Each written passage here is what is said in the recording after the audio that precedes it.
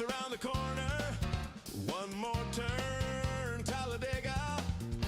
The booming, the zooming, the tires burn. Talladega. Talladega. Talladega. Talladega. Talladega. Talladega. Talladega. Talladega. Talladega.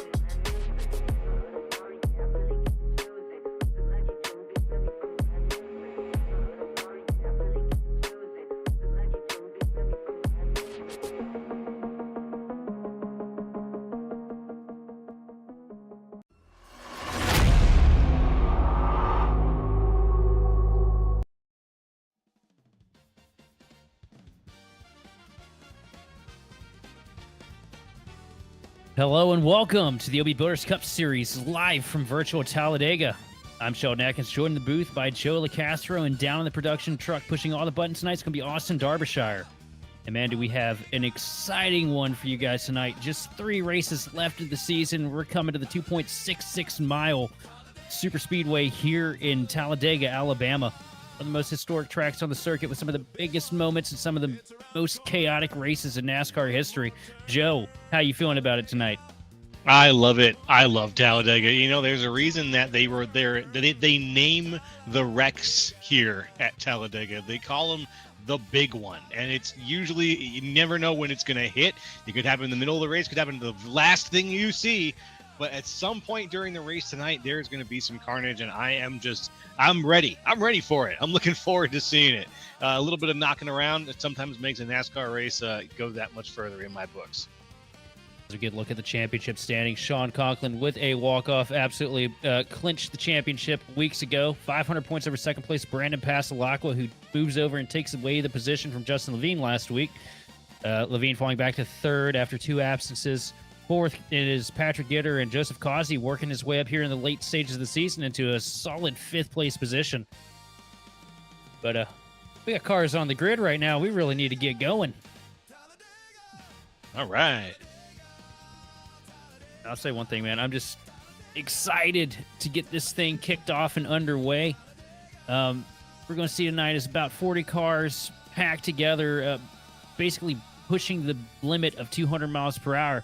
And the keys are really going to be beneficial here to get around this place tonight is, first off, you got to have friends. With this aero package, with how difficult it is to build runs compared to what we had in seasons past, you really need a couple buddies that are willing to work with you and make sure that you guys can get the positions.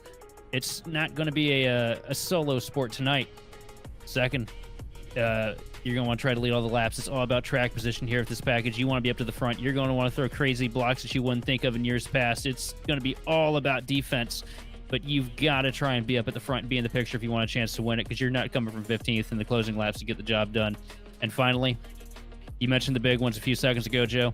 Most important key, don't die, because this race can turn into an absolute slugfest within the bat of an eye.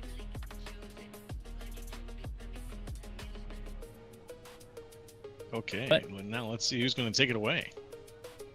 Yeah. And moving to the broadcast picks, I'm going to go with an underdog here tonight myself. I feel like that 28 machine of Tim Wortman Jr., rocking the Alabama gang Davey Allison semi-tribute paint scheme. I feel like he might be one to keep your eyes on. See him do some pretty crazy things at the Superspeedways here in the past. How about you, Joe? Just based on practice times alone, I looked at the 98 of Joseph Galata. He put down a 48.8 in practice, the fastest on the field so far, and he's a little bit back in the grid. He's 26th, but I think I'm going to see good things. Galata, good, strong, aggressive pick. And Austin Derbyshire going to go with that 9 machine of Chris Crosby. So another stout pick there as well.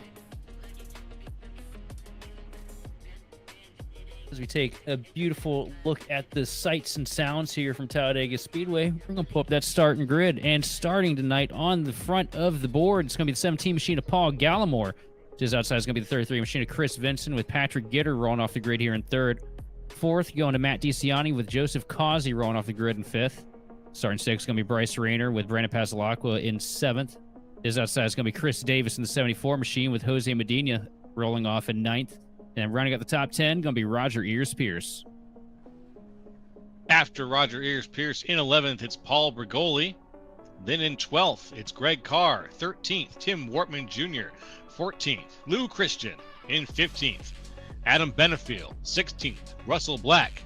17th, John Binder. 18th, Chris Crosby. 19th, Richard Kleinman. And in 20th, Keith Long. Don't forget, grid 21st is going to be the 2 machine of Joshua Hyatt with Reese Schaefer to the outside in 22nd. 23rd, going to be Alexander Carr with Evan Say in 24th. Starting 25th place, going to be Randy Mullins with Joseph Gulata to the outside in 26th. With a teammate right behind in 27th, Paul Hill. Starting 28th, going to be Keegan Sabila with Josh Schaffner in 29th. And running at the top 30, going to be Nicholas Isaacs. In running out the field in total, Chris Hudson in 31st, Chad Kibbe 32nd, and Shane Clore in 33rd. 33-car field here tonight from Talladega. Man, we're going to see some exciting and nervous moments. What are you anticipating here, Joe? You know what? We've got 120 laps to go. I'm anticipating that early on there's going to be, like you said, a bit of a fight for the place at the start. You want to be in the front at Talladega for when those yellows do come out. You want to be in the front after those restarts. You want to be in the front because the action's going to be happening behind you, ideally. And so I think there's going to be a small battle to begin with at the front, but then pretty soon we're going to see these guys settle into a bit of a long run sort of pace before, well, when the end of the race kicks in, that's when all bets are going to be off again. Well, I do have to say, though, you don't want to be too complacent tonight, though.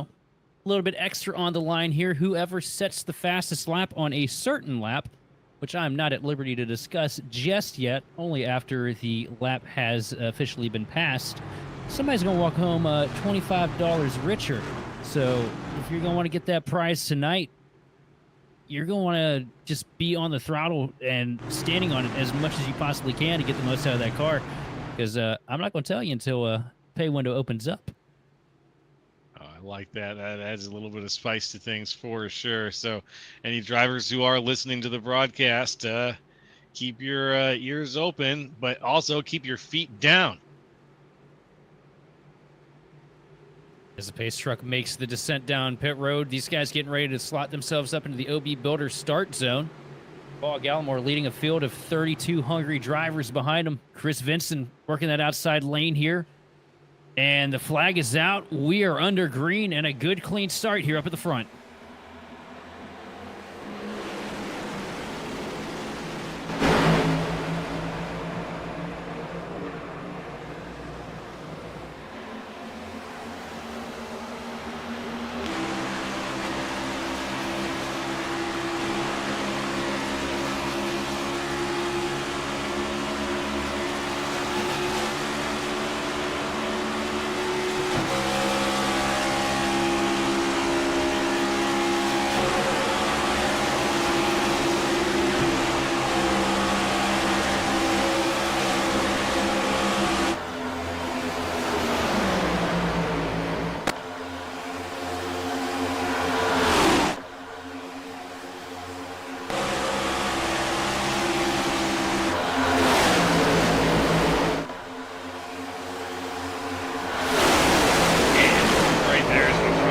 After lap one, Chris Vincent is still out in front with Chris Davis right behind him. The bottom line has formed up after the top line initially surging ahead a little bit there, but we are going around lap 2 now here at Talladega, getting things kicked off.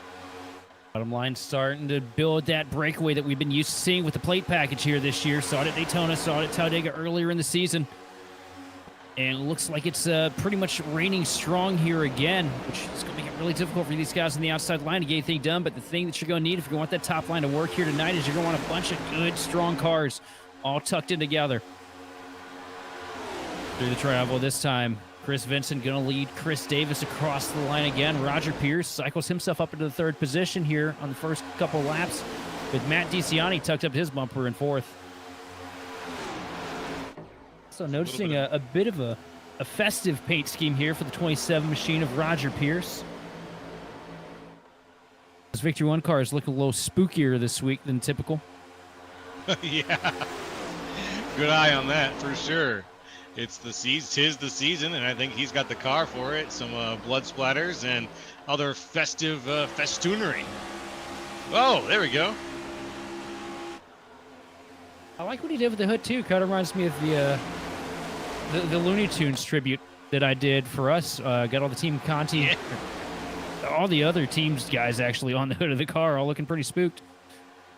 And it's and that looks like that's actually Jason. They've got Jason Voorhees on Ryko this season. That's pretty neat. Is that Tommy Gossett in a mask?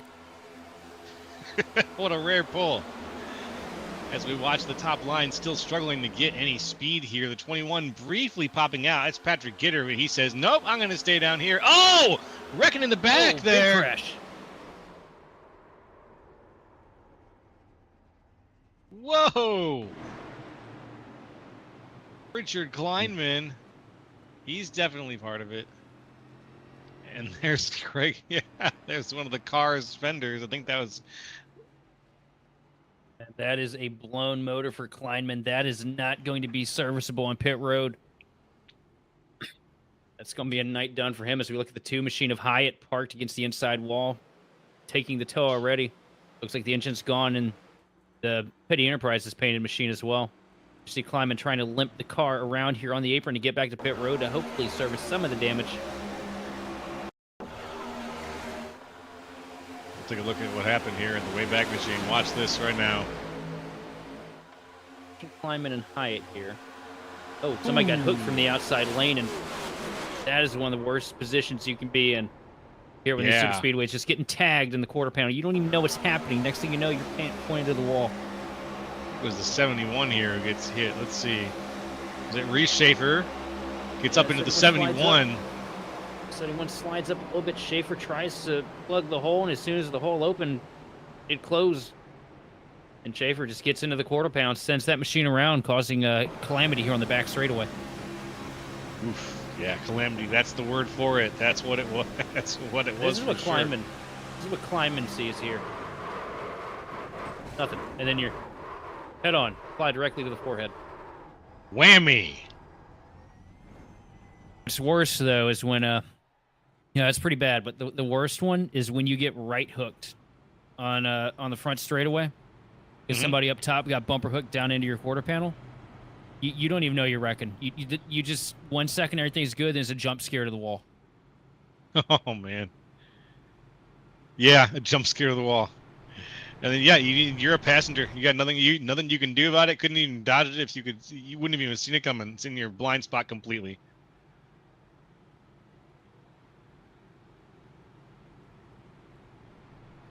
Joseph Causey dived down pit road, wanting to be first guy with a full tank of fuel.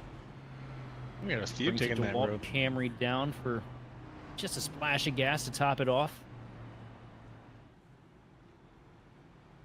Don't necessarily need it. You're not going to make it to the end from where we're at right now, but what he's doing right now is setting himself up to be as diverse as possible with the fuel strategy here. You never want to be the first guy to running out at a super speedway, because not everybody's going to want to come down pit road with you. But if you come down and take a splash of gas, you have the option to pretty much choose your own destiny and when you pit and who you pit with. Yeah, you want to be able to call your own shots, and getting that early pit stop sets you up for a lot of independence later in terms of when and how you need to manage your pit strategy, or how flexible you can be. You're not riding the line to the end of the race as much as everybody else might be there. You've got the options ahead of you, and you can race a little harder. You can save if you need to, but it's gonna let's see how much it pays off.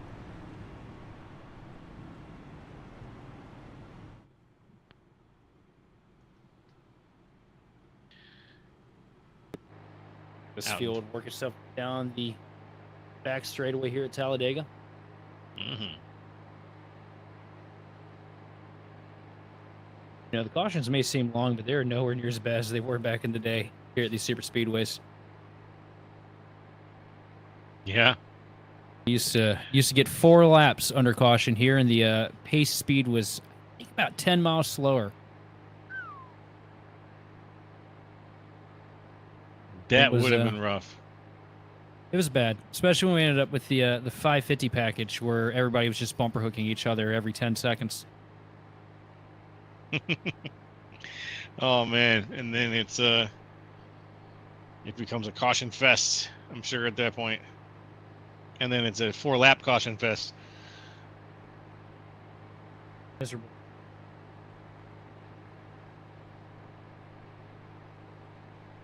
Where I felt like I was going to fall asleep behind the wheel.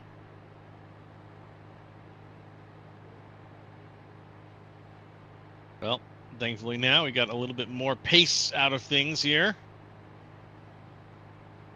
Just a little bit.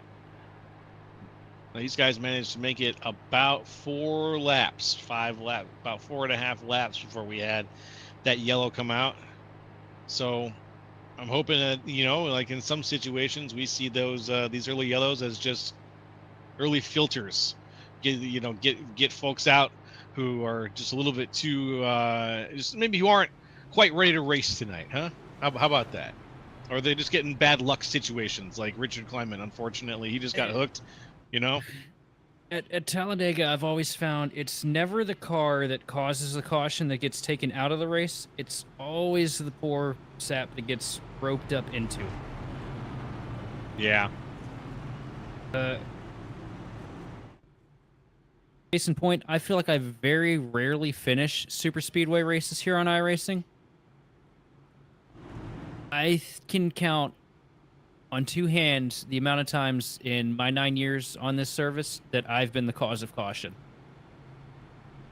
at a super speedway. Now, we go to short tracks. I get overzealous, make dumb decisions here and there. We all do it. Get a little too deep into the braking zone. Super speedways, though, I feels like I run straight, run clean the entire time, and getting those closing 20 laps or so, I just get caught up in every wreck that happens on the track. Man. Oh, that's just the worst luck.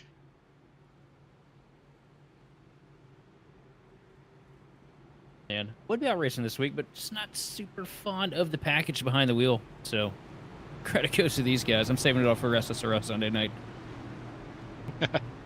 Very nice. And all right, there they go. The pace car is off. We're getting ready to restart things here. It's Vincent, it's Davis out in front. 74 and the 33, getting ready to kick things off once more here at virtual Talladega Speedway. About to have Superspeedway, excuse me. There we go. The green flag is waving, and we are green yet again here on Grid Vision. Big checkups up there at the front of the pack, but everybody able to keep it straight. As we get a little bit of 3 wide, a little bit further in the pack right now. These guys mid-pack trying to cycle out, figure out who's going to go where. Joseph Gulata working down the middle right now with help from Paul Hill. 3 wide, Luke Christian getting hung out to dry, falls back in line between the Bigfoot group of cars. As you see one car dive up to the outside line here. Roger Pierce trying to take away the lead early from Chris Vincent through 3 and 4. A lot of help from the 74 machine of Davis through 3 and 4. He saw his opportunity and he took it. Roger Pierce flying up to the outside when he saw the movement, said, I can take that spot, and he took it clean. And now here at the line, looking for lap 9, Roger Pierce leads things here at Talladega. Roger Pierce getting the job done. DeCiani getting hung out to dry right now from these guys. As you see the 33 machine of Vincent tries to close up to the back bumper, the 74 through 1 and 2. DeCiani with a whole bunch of help, though, from the 17 machine of Paul Gallimore. Trying to find forward momentum, but it's so hard to find when you have fast cars tuck out of line. It takes a lap or two, it feels like, for the momentum to come back into your favor. 3 and 4, and oh, just about picking the back tires off the ground. The 17 to the 5 machine, but the 5 does a great job keeping it straight. Look at that. Pierce in the situation, back down to the inside where he's kicked things off now. Just a little bit ahead of Chris Davis. And the 24 machine of Medina saw something that he didn't like there in that front pack. Takes the 24 up against the fence. Going to give a whole bunch of time and track position here. But sometimes that gut instinct yells at you for a reason. You saw how aggressive those 2 in front of him were pushing. Doesn't want to get caught up in a wreck early. Not at all. He's going to cycle to the back of that line. He's going to stay on the outside where there might be some momentum to be found. And things are still looking pretty good for Pierce and Davis, but it's a lot of competition here. Pierce and Davis very tight together right now. Vincent still behind them for the 1, 2, 3. So we got a long way to go. The inside line now with a heavy advantage. Some fast cars formed up there in the bottoms, really making it difficult for these guys up top. Up top, you only get about a lap or 2 where you can really push before the temps start to cook on the car doing the pushing. And then once that happens, it all comes down to that 5 machine of DeCiani. If he really wants to get up there and make something happen, he's got to be aggressive through the corners with the side draft. Try to pull those cars back before you get to the straightaway. That way, the 17 can both pull the nose off, pull the engine temps down, and mount a huge push down the straightaways. Here's eyes on with DeCiani right now. Let's see how close he can get with the side drafting. He is leading things on the top line. Side by side right now with Bryce Reiner. A little bit of damage to the nose of the 6 machine of Passalacqua there. Heavy spin to the center front splitter for him. Meaning he aggressively got into the back of somebody to give him a push, and unfortunately the way iRacing's predictive is, sometimes that gives you way more damage than you should have ever gotten. And he's definitely going to fix that. That's probably about, I'd say, 25, 30 seconds worth of damage right there on the 6. Oof. Just enough to add to his situation when he gets into the pit stop next time. Just enough to maybe affect his exit of that pit stop, and so it's something that he's going to want to keep in mind as he keeps it to the floor here in lap 12. Yeah, if he wants to get out there and lead a pack, he's going to have to come down pit road and fix that, because having that much damage on the nose, if somebody gets to you to try and push you when you're a lead car in a pack, they build way more of a run than what they typically anticipate. And you put yourself in heavy risk for getting bumper hooked in the process. Happened to me a couple times at Daytona this year. Yeah, not pretty. Not at all. It was Levine that killed me at Daytona doing that, actually. There's a weird poetry to that, I think. I think somehow he felt worse about it than I did. And I felt pretty bad about it. That's fair. We're watching here. Gallimore in the 17 has just been doing a stellar job pushing without shoveling. You know, really finding the times to get just perfectly into the back of the 5, nice and clean, to give him those shoves without getting under the 5. It's been a delicate dance, and Paul Gallimore has been pulling off that dance pretty admirably so far for the race. Gallimore, pretty strong Superspeedway racer. Would not count him out, especially getting into the closing stages. It's been a bit of a dry run for him this season. He wants to get the job done, get a big win, finish the deal off. Plus, we got that $25 sitting on the line here. You want to be as fast as possible every second of every lap because you don't know when that window is going to open up. So we'll let you know who gets paid.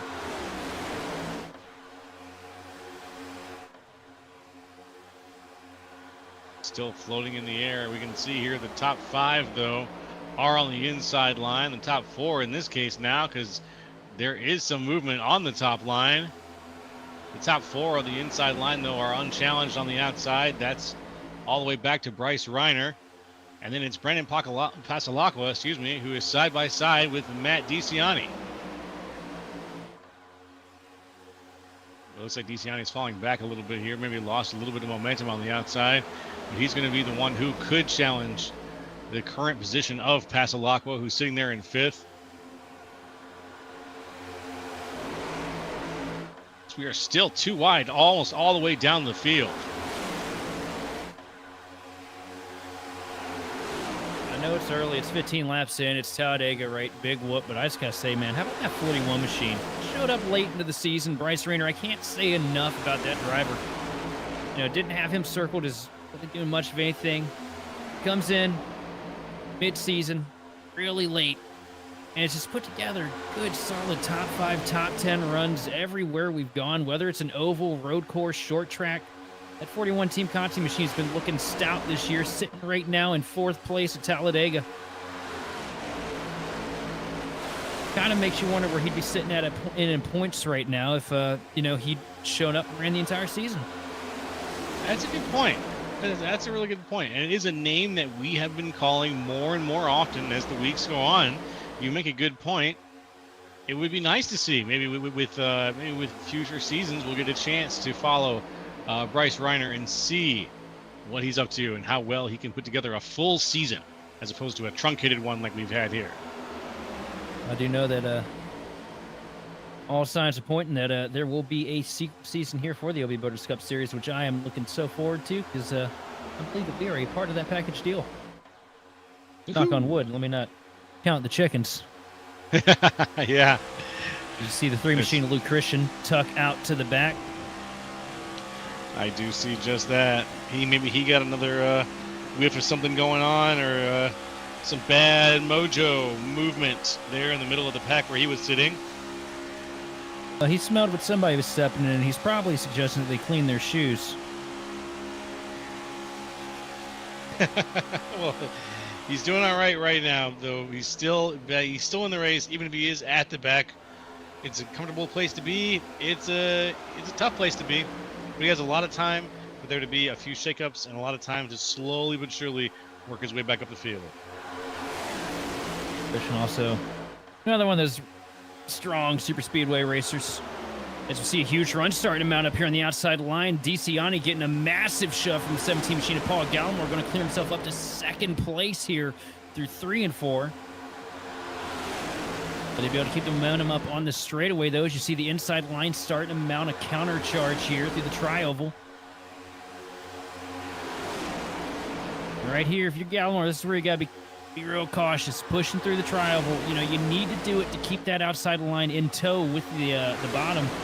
But it is so easy to just be ever so slightly off on the rear bumper and cause a big mess because the cars are so floaty. They're so light in the back on the tri-oval. And especially, with the Chevrolet, the nose not flat on the Chevrolet. Really easy to accidentally hook somebody compared to the Toyota and, well, the Ford, which the Ford at the Superspeedways, I still swear, is the best car to push with. Best car to push with, huh? What makes it? I think we're talking about it a little bit right now, but I want to hear a little bit about what makes it such a good car to push with as we watch some, again, top tier pushing going on right here from Gallimore. We'll get let's see if we can get a rear chase here. Take a look at the nose of that Chevy, though. You see, it's got kind of like a fulcrum point to it. The center, it's got a bit of a knife edge, just a part of the Camaro styling that Chevrolet went with for the this generation of Camaro, which looks really cool, right? Problem is, right there, you see it. You see the back bumper of the car in front, a little bit rounded, so there's that little bit of edge there. And it's so hard for the nose of this Chevrolet to really connect to the back of another car without accidentally turning them, because you have that divot in the center that kind of snowplows things out. Whereas if you look at the Ford Mustang, it's the same thing we have with the Ford Fusion back in the day, where it's just a nice, flat, slightly rounded off nose. As we get a look at the nose of, well, this one's a little bit flatter than it should be, but we don't have a strong sample size to pull from, because there's not many Fords in the field, unfortunately, because everybody's found something special with the Camry or the Camaro. But that Ford with the flat nose, it doesn't shove the car out of the way the same way that the Chevy does. And the Camry, pretty flat in the center too, really good car for pushing. It's ever so slightly edgier though than the ever so slightly edgier. All right. Yeah, as we get a look at Tommy Gossett wearing a Jason Voorhees mask.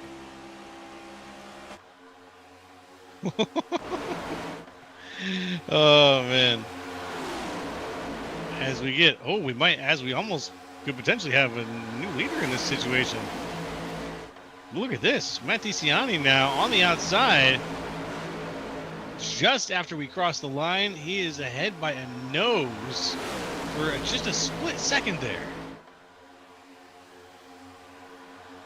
Yeah, the outside line's really starting to make something happen now. This bottom line not as well formed as it was in laps past, but you see a huge shove coming from the 74 machine.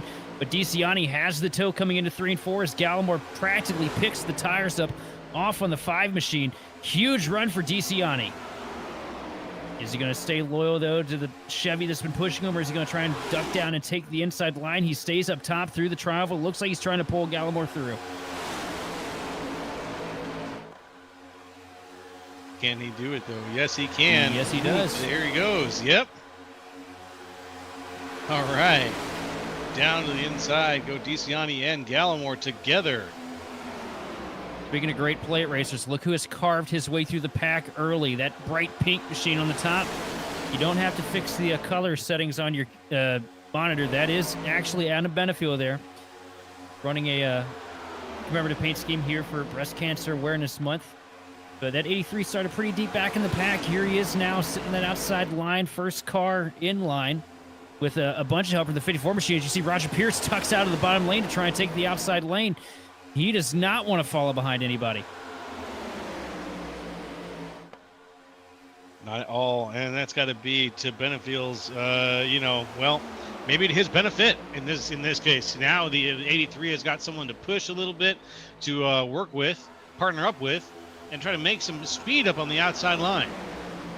That shot up to the outside lane caused Benfield to have to check up a little bit. It's going to stall the outside line for a little bit now, as you see the 54 machine of Mullins just trying to get the run off the back of the 83 car. It'll take them a couple laps to get that momentum back that they had.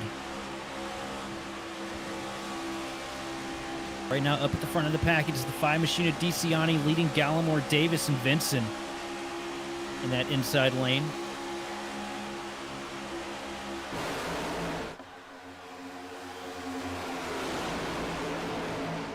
All right. Look at this line up here at the front. DeCiani, Gallimore, Davis. Still Davis and Vincent side by side there in the 3 and 4 spot. But in this case, the 4th spot is side by side with the 27 of Roger Pierce on the outside line. Now here's the question. Is lap 25 the lap Or are we taking away the $25? I don't right? know.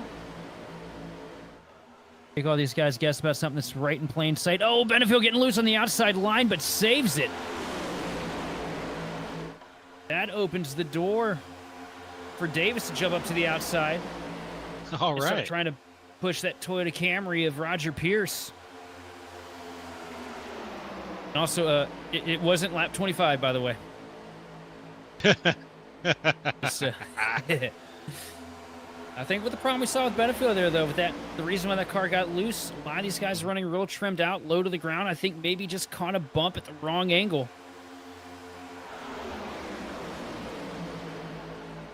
Oof. Let's see. Catching a bump at the wrong angle is not something that can happen to just about anybody here. We've seen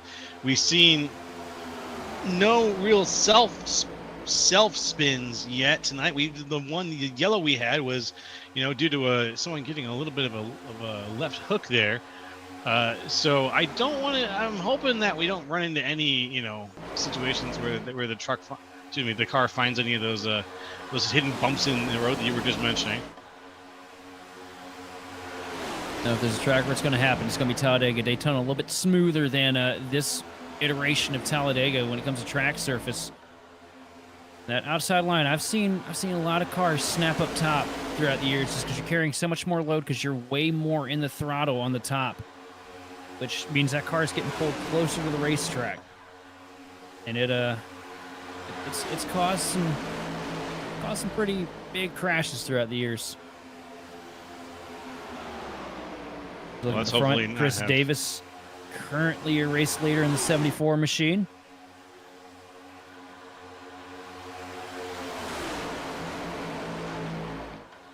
Davis pulling ahead of Chris Vincent, who he was recently very close to there. Vincent falling back to fifth.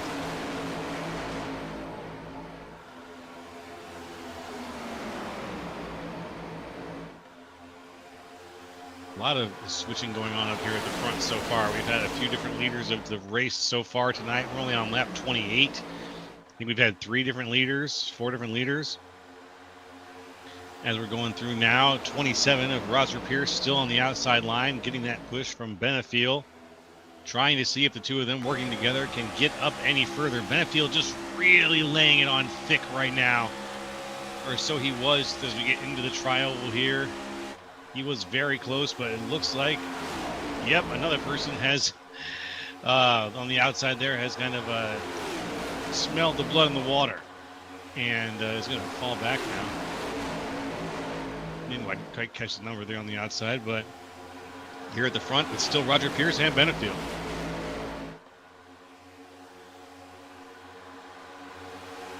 Outside line starting to build a really strong run here as Joseph Gulati gets to the back bumper of the 83 machine of Benefield. Huge launch for Roger Pierce into turn 3. Is he going to take it? He tries to. Benefield has to tuck up to the outside line, though. I wonder if that's because he was just feeling uneasy coming into the corner. Now the Bigfoot machines lined up in the middle lane. And Gulati going to pull the 26 machine of Paul Hill through the tri-oval. These two up on the outside line, now in charge. A ways to go, though. Those cars breaking up in front of them really stalled out the outside line's momentum. Now the bottom's a little disorganized as well, as you see the 74 machine of Davis slide up through 1 and 2 a little bit. Yeah, that lack of organization has really stung the top line a little bit. Just a little bit, though, because here comes the 98 of Joseph Gulati charging forward here, looking for the side panel of Matt DeCiani. If he can get a little further ahead of Paul Gallimore, he's going to find it. Paul Hill all over the back bumper of the 98 machine of Gulati here through the tri-oval. These two work really well together.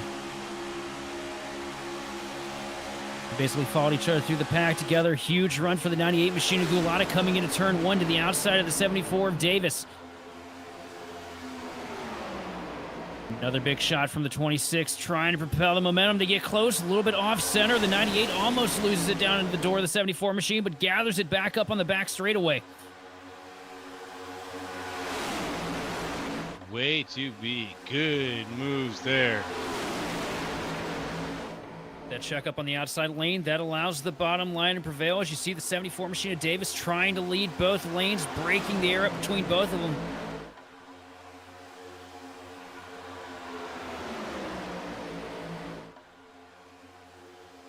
DeCiani shot to the back of the 74 machine to try and pull the momentum here on the front straightaway. Davis gonna run away with it for now.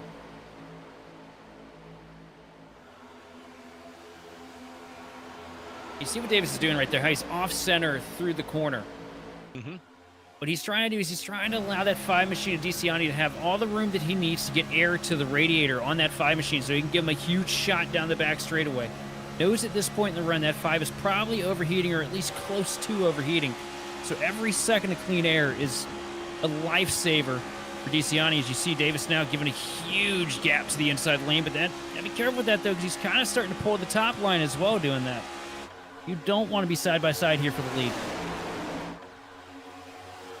No, you don't. That's just going to be, that's a loser situation, being side by side for the lead here. It's not tenable in the long run. It's going to collapse relatively quickly, especially if one down to the bottom. Here comes Gulata. Oh, there he is. Gulata now out in front for the lead. And Joseph Gulata going to take the point here over the 74 machine of Davis. A good shot from Paul Hill gets him cleared long enough to come down to the bottom.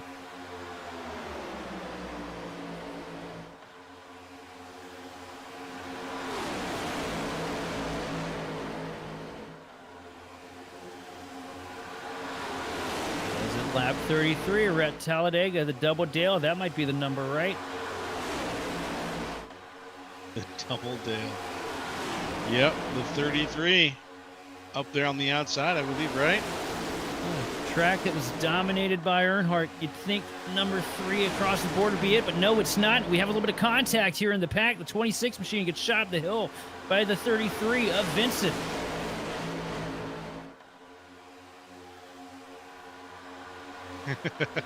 That was his lap, that's right. That was Dale's lap. That was Dale's lap, that's true.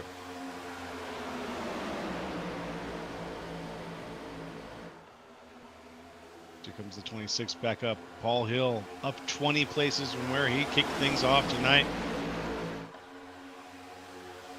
Somebody else starting to creep his way up into the picture. You know, he's a couple rows back, but I see the Monday night A-Open top split winner, Keegan Sabilo, starting to click off some track position here. Started basically at the tail end of the field, I believe 26th. Tim McCausey started way back there in those SRE machines, and Sabilo just patiently working his way up to the front, up to 11th place now in the Mac Tools Camry.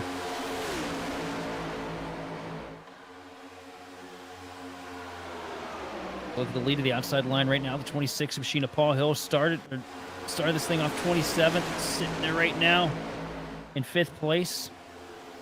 As he's struggling now with the throughput. Oh. Oh, there he goes to the top. That best is about to become a worse because he's going to drop to the back of the pack here until that resolves itself, because you do not want to be blinking here at Talladega with a bunch of cars on your bumper. And that's going to absolutely kill the outside lane.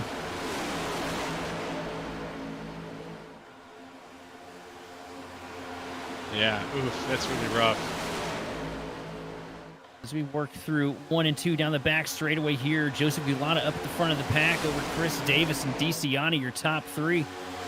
We'll have ourselves a quick word from our sponsors, and we'll be back to bring you more of the racing action here on the grid.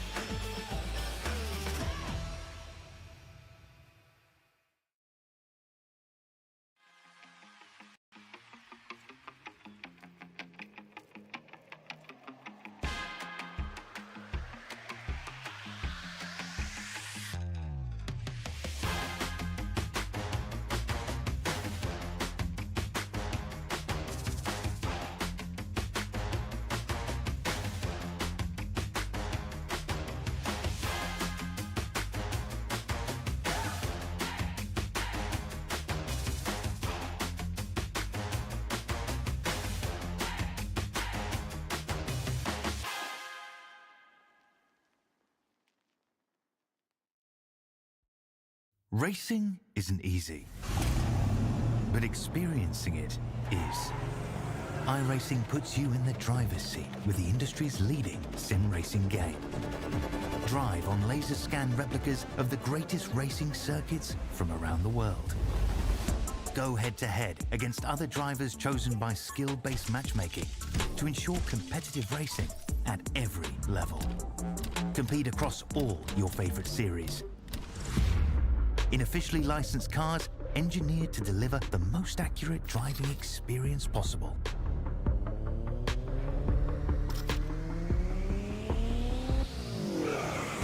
Join a race or host your own with players from across the globe. Race against the computer or in a league with friends. Feel the thrill behind the wheel. Visit iRacing.com.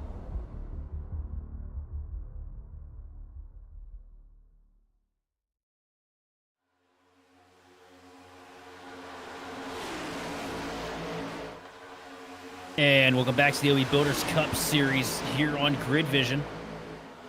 40 laps on the board. Joseph Gulata leading Chris Davis and Matt DiCiani. The inside line strong. Outside line being led by the 77 machine of Keegan Sabila with Evan Say on his back bumper. Work down the back straightaway here, 2 by 2. It's at that point right now where these guys are going to start strategizing, plotting when they're going to come down pit road for 4 tires and fuel. Sorry, not 4 tires, but just fuel. Because we're getting close to that fuel window here. See the bottom line so strong right now, though. These guys lined up 4 cars deep, bumper to bumper. A little bit of break off between Chris Vinson and the 83 machinist of Adam Benefiel. It's really going to help that top line work, but it's always difficult to keep these cars formed together in that outside line through the corners. That's true. Now, we're seeing them actually do a pretty good job here, to be honest, staying formed up in these turns here. I got to give a lot of credit where credit is due. Keegan Sabilo right now leading things out there with the 333 of Evan Say right behind him. These guys are staying relatively good. I mean, Evan Say is moving a little bit up and out there right now. But, whoa, okay, some people are deciding to pit right here. Davis going to leave that bunch of cars down pit road. You got a little bit of lockup there. Does everybody keep it straight? Looks like they do. Bunch of smoke, though. Keegan Sabila moves himself up into second place with his teammate Joseph Causey right at his heels on the bottom lane in third, as well as Reese Schaefer. Well, this has mixed things up a little bit. That was quite a few cars. Now we've got about, I don't know, still most of the field is out right now running. Joseph Galata still leading things off there. Now it's Evan Say up on the outside, leading things in the outside line. See that first pack of cars leaving pit road here. More cars coming down. Whoa! Big lock up one machine around. Looks like the 64, I believe. Is that Russell Black? Yes, indeed. Yes, indeed. Little wheel spin. That Team Conti car is back on the road. You're Adam Benefield. That's one thing you didn't want to see. You didn't want to see a teammate spinning down pit road. Another pack of the 4 Toyotas deep up at the front. 3 of those Sabilo Esports drivers.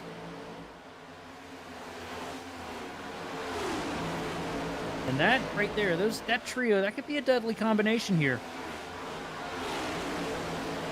All these guys are students of Justin Levine on plate tracks, and we know the success history for him when it comes to super speedways.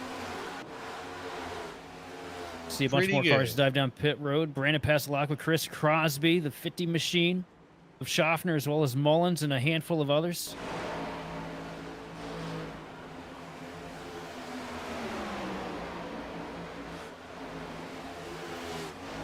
See Gulata leading the outside line now, trying to get past some of the lap cars that just came off of pit road. Don't have the momentum quitely there just yet.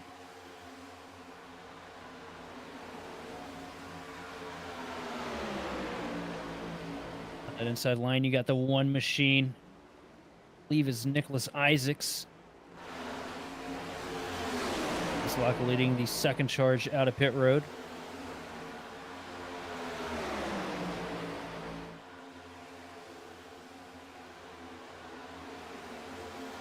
But it comes down to the bottom to cover the inside lane. Not getting the help he needs, though, as that pack of 4 on the outside starts to pull ahead. Keegan Sabila going to stay in line here with his teammates, keep them worked up into it as the inside line catches the back of lap traffic.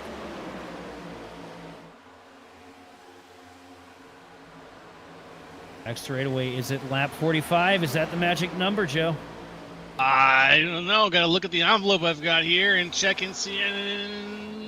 No, I'm going to say it's not. Oh, it's not? Huh. Wonder when they're going to do it. I wonder when. Could be any moment.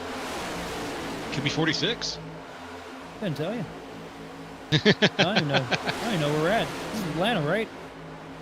Yep, this is Atlanta. I'm at the wrong track. No, this is beautiful virtual Talladega here, as we've got a few more cars going down pit road. Evan Say's down there. Chris Hudson's down there. You see right now at the front of the pack, Gulata doing everything he can to ensure the lead now, lifting the back tires off of the 17 machine of Gallimore down the back straightaway. Trying to keep that top line bottled up. Keep those cars that can actually pass him for position behind him. Gallimore does not wants to lead want after this. Yeah.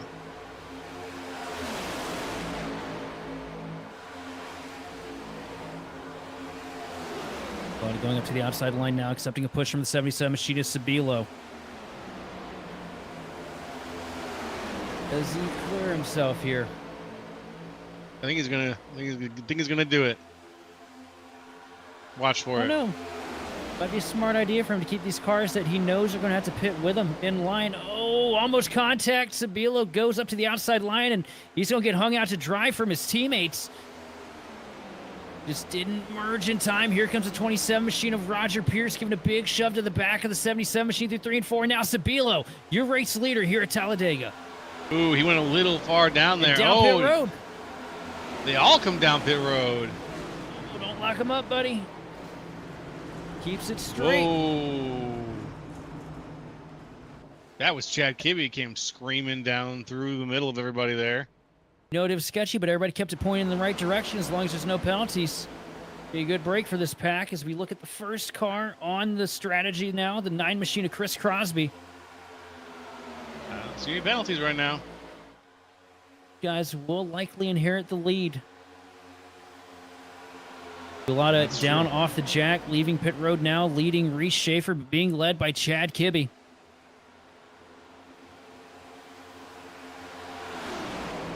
And Causey wins the race off pit road on this one. The question is, will they be able to get up into the RPMs in time before this pack swallows them? Does not look like it, as DeCiani now leading the charge here through the tri-oval.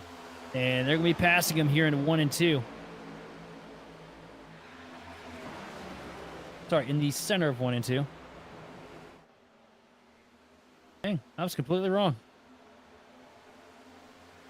I think these guys might just barely be able to hold on here and be able to race it out with this pack.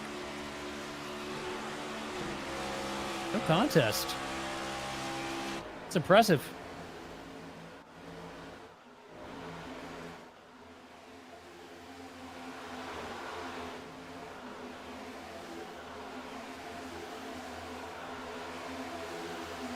Take a look at DeCiani, and yeah, they're not even in the same zip code right now.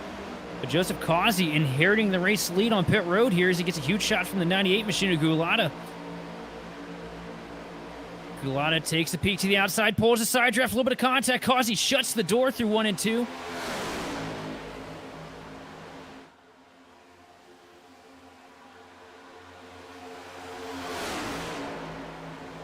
And Gulata pulls the side draft again, gets to the outside. Causey tucks back on the bottom lane.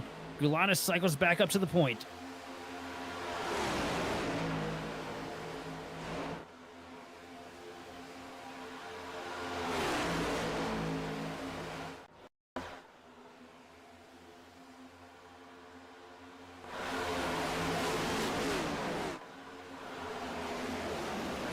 pit stops here. DeCiani heavy lockup. Everybody just about losing it coming down pit road there. And that right there, that's the time difference that you're seeing on track right now. They struggled getting into the pit road itself, which really slowed and hampered any progression that they could have made there. Whereas this second pack that we're looking at right now that's now leading the field, now came in straight as an arrow. Aside from Kibbe, but Kibbe's still able to maintain tail end of this pack here, right in front of Luke Christian.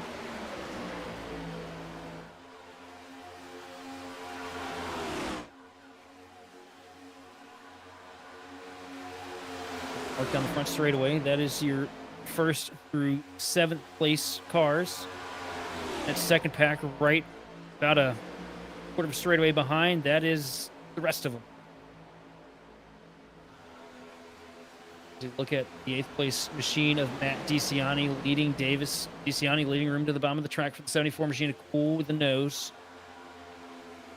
Just hoping for good, strong pushes down the straightaway.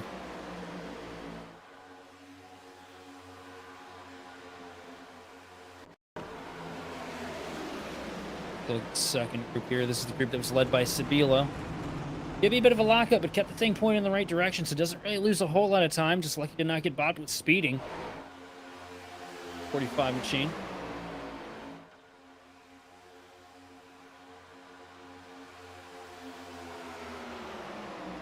There's a stripe here to take lap 52.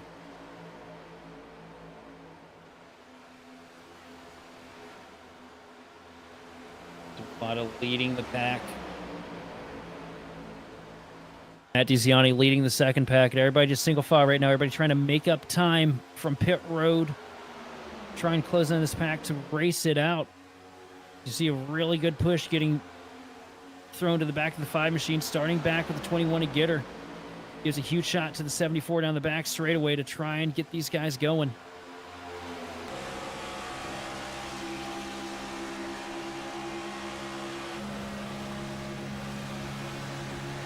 With Patrick Gitter here.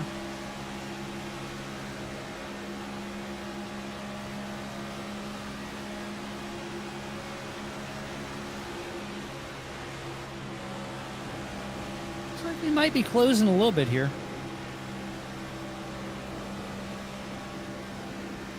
Yeah, they are. They closed 0.2 of a second that last time by. DeCiani ran a 49.098 to Luke Christian's 49.249. So that second pack definitely faster than the first pack right now.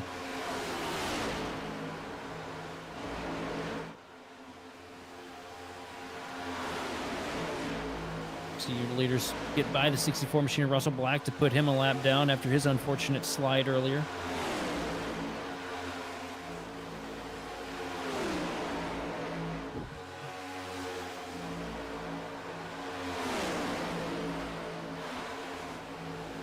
Down the front straightaway here, 54 laps on the board.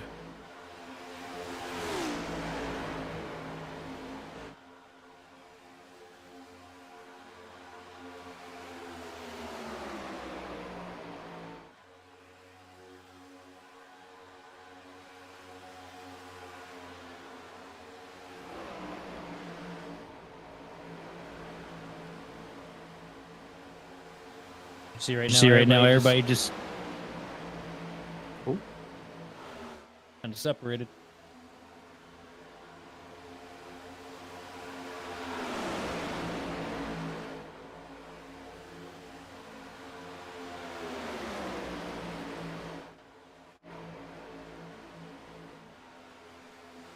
And across the stripe here to start lap 55. Joseph Gulata hard in charge of the field over Joseph Causey and Keegan Sabilo.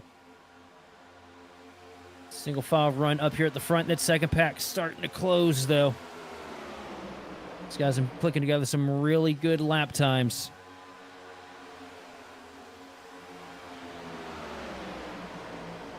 So look at DeCiani right now getting a shove from the 74 machine of Davis through 3 and 4. Davis tapering off a little bit here to try and keep air to the nose.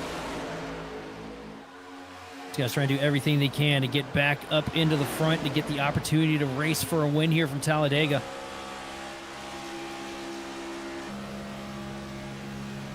Across the stripe there to complete lap 55.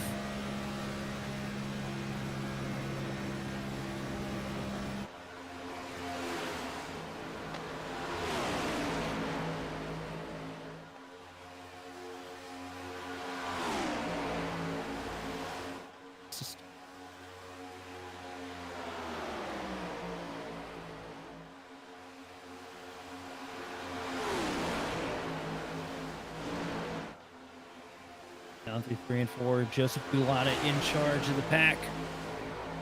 So, welcome back, Joe. Hey, good to be back. Sorry about that. Catch what's going on. By the way, guys, lap 55 was the magic lap.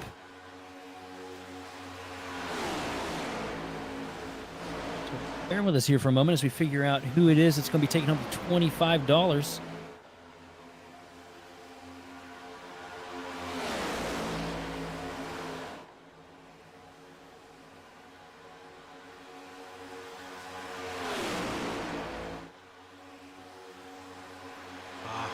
Unfortunately, I don't have that data in front of me here.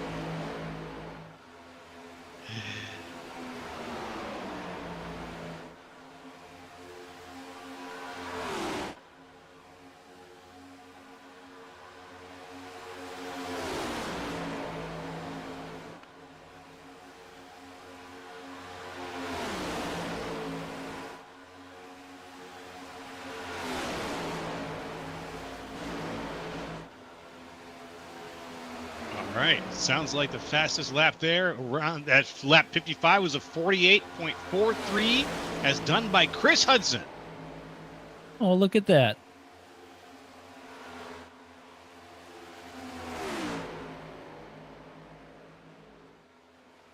The 43 machine will be bringing home a little bit of extra spending money here tonight.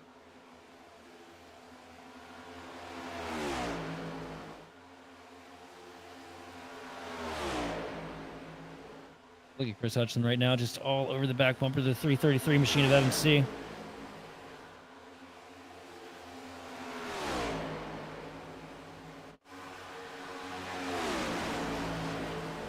Front of the pack right now, it's Gulata leading Joseph Causey.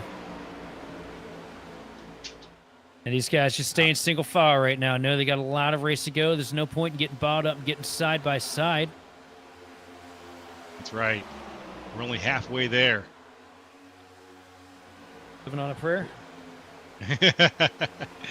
Yes, indeed. Some of these guys are for sure. I'm sure Gulata is at this point. And with another half of a race to go, Galata's got to wonder to himself, how am I going to stay? Where's my staying power going to come from to stay out here and to get these laps led and stay leading? Now, if you're Gulata, you know the guys behind you ain't going to jump until it's closing time, so you know you got a cushion for that. And you just make sure you hold a steady wheel and don't make a mistake here and take yourself out of it. You're pretty much good to go. We are officially at the halfway mark. Second pack, though, looming closer and closer.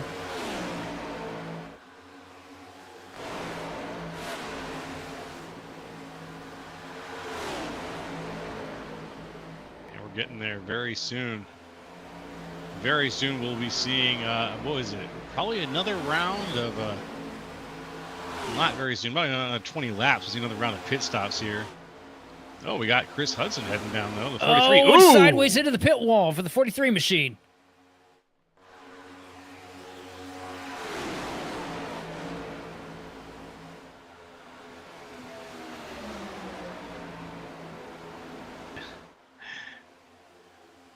Down, yep. Tough break for Hudson. That's true. And let's see here. Get one more look at this here. Just dives down pit road. Gets into the brakes and Head on, applied directly to the forehead. Instant headache. Your headache remedy? I can't tell. rough break for Chris Hudson, but hey, good news, $25 richer, so no concerns there for him as he comes across the start-finish line. That's right. That's his sub paid for the month.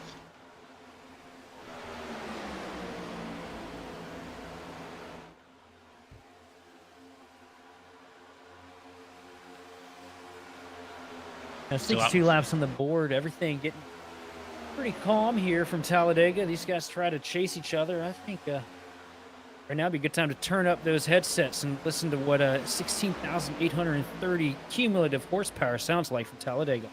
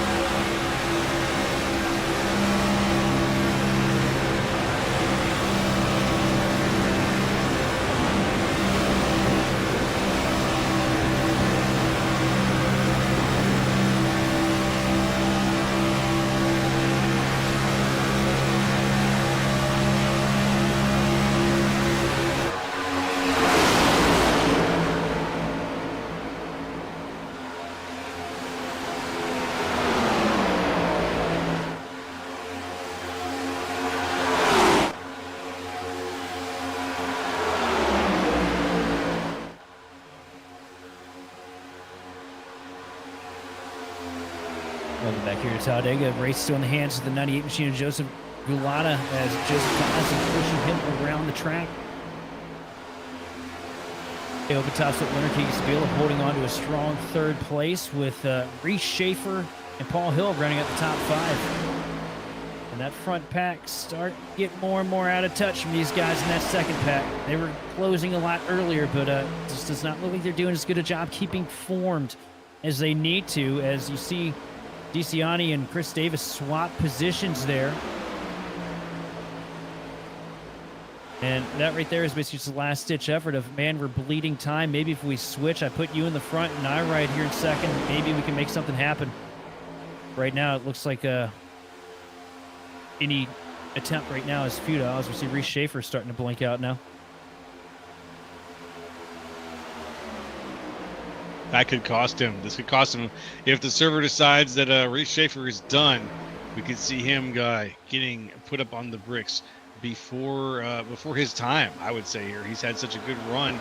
You know, there was, except for that little hook he had earlier on where he got up into the back of but aside from that, he's made his way up here to the front.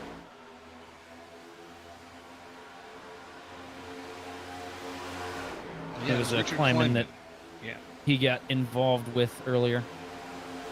Yes, thank you. Schaefer putting together a pretty good run of things here at Talladega, though. All the Sabila cars looking pretty strong here tonight.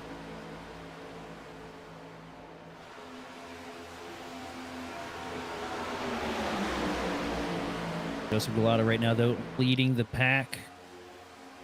And just not a whole lot of movement. You know, we're in that stage right now where everybody's single file. They don't want to waste time. You just want to get around here, run clean laps. You settle, or you charge where you think you can. These guys in the second pack, they're doing everything they can to try and close the guys in the front. The guys in the front, they know that if they stay in line, that all those cars are fast enough, they can just kind of creep away and tiptoe from the rest of this field and set the race up to be theirs to battle it out for when it matters most. Last thing you want to do is get, 10, 15 cars tucked back up to you this late in the race, because that's when things start to get crazy. That's when it starts to get dicey. And that's when we start having mistakes get made, and mistakes that could take you out of it.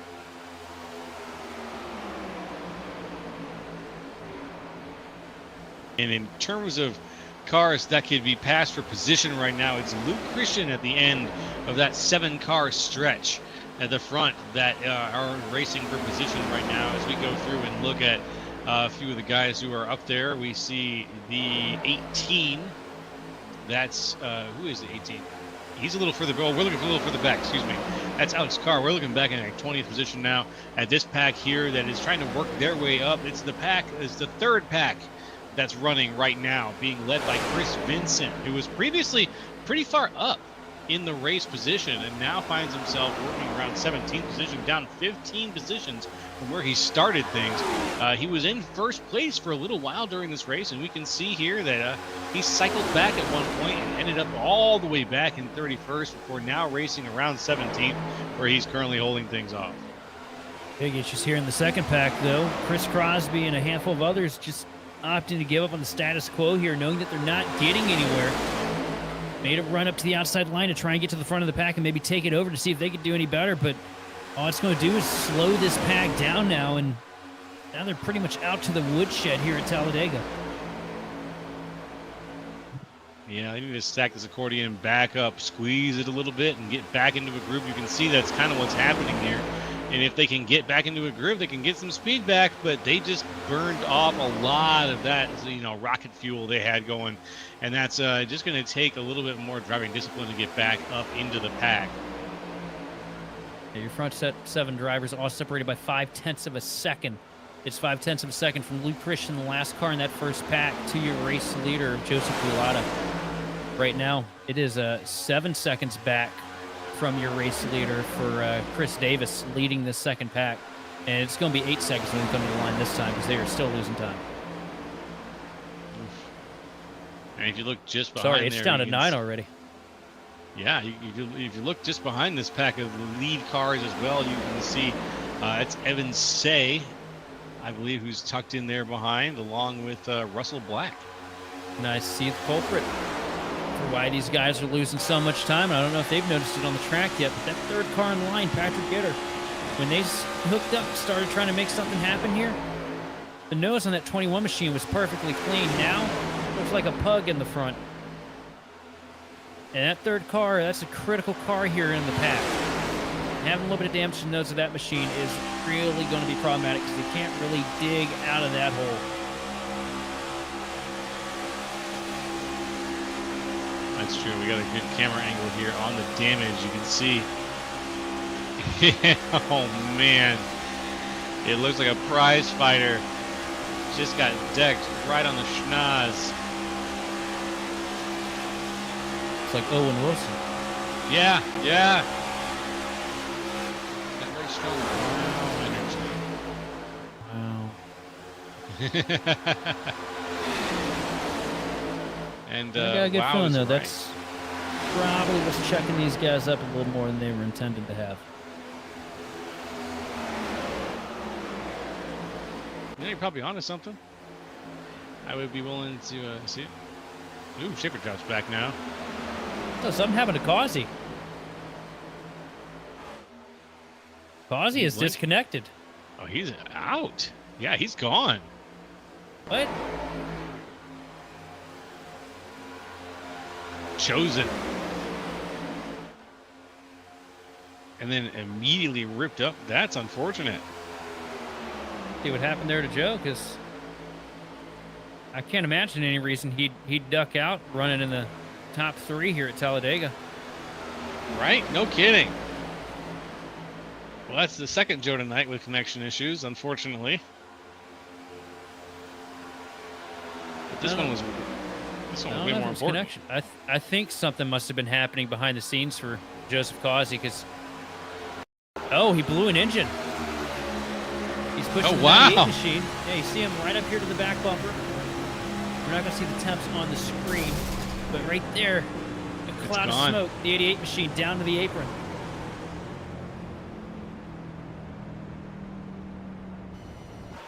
What a shame.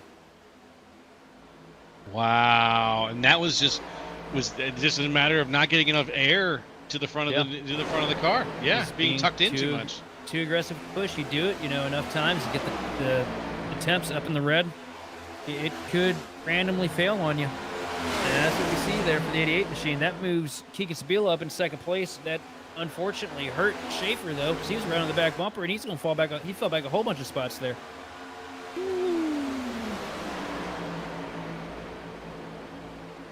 That's freaky.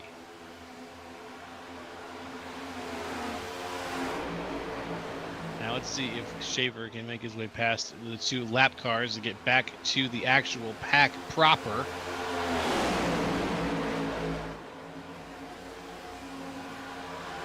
We got less than 50 laps to go in this bad boy. Oh, less than 50 laps to go, and we've been green since, what was it, lap 9? Lap 7. Yeah, so we've been green since lap 9. Heck yeah.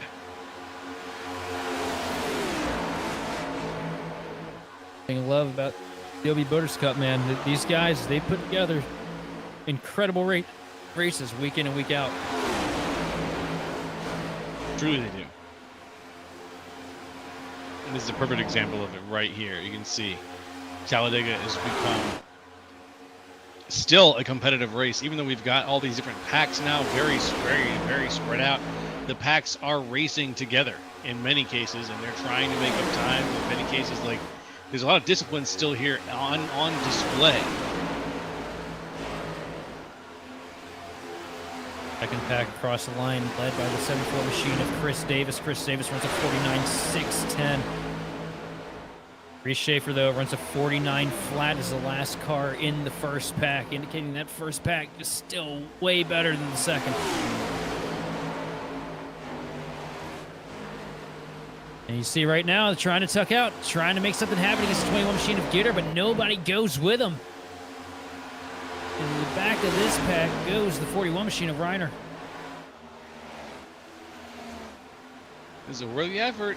I don't know if it was well timed. It was a worthy effort. Yeah, these guys popping out like that and cycling to the back, that is slowing down this pack here. They are eating seconds away from the team. Every time that happens, they end up losing a lot of that momentum from the middle of the pack, and it makes it all fall apart. It's a dual-sided coin, too, though, at the same time. These guys certainly by now understand that the 21 machine of Gitter has damage. Gitter probably knows that he has damage as well.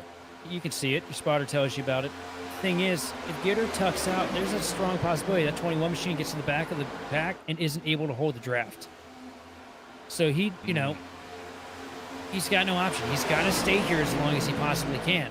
You don't have the choice with this package. You can't just, cycle to the back, maintain the back draft, and then, make something happen when it matters. You've got to hold on to track position.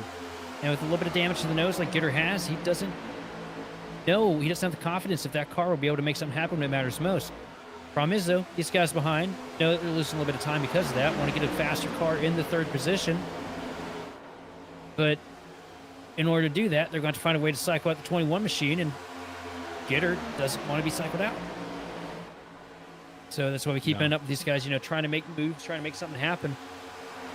But at the end of the day, too, as far back as they are, there's nothing that can be done now. That was excellent. I think your assessment is spot on, my friend, as usual. As we see lap 78 of 120 passing by right before our eyes here. Now what you're seeing right now, the 27 machine.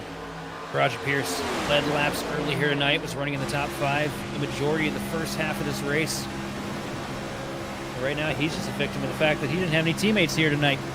Only Victory 1 Camry out on the track. And sometimes you go and make deals, and sometimes you make deals with people that probably shouldn't have, and that's what you're looking at right now. No disrespect to any of the cars around him. Vincent, great driver. Gallimore put together a good run here tonight as well. But just wrong calls on pit road and get shoved back to the back half of the field and nowhere to go with it. You just have to hold the gas and hope that you can close somehow. Hold the gas and hope you can close. That's probably the best advice you can give at Talladega sometimes here. The question is, when do you switch to that strategy? You know what I mean? Is that something that someone can pull off right now, Well, or you is just something keep that your they foot in should it. wait and hold? You just keep your foot You in it, just starting you now. you keep your foot in it. You're not going to close on these guys if you're lifting or being cautious. You're trying to catch these packs in front of you. Just keep your foot in it and hope that you don't make a mistake, and hope that somebody else makes a mistake. Maybe you get a caution, or maybe you find something on pit road. Somebody wrecks coming to pit road, and you can pick up a couple spots. But right now, if you rush Pierce, you're pretty much just mired where you're at. You can go ahead and try and pass Vincent, but the thing is, it's only one spot. It's not going to do much for you.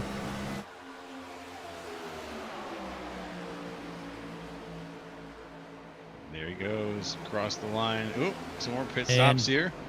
Yeah, it's going to break up that second pack even more, though, but get a couple cars in front of them to come down. DeCiani comes down pit road, as well as the 74 machine of Davis. Majority of the cars from the second pack and a couple from the third pack coming in to get their final service of the night.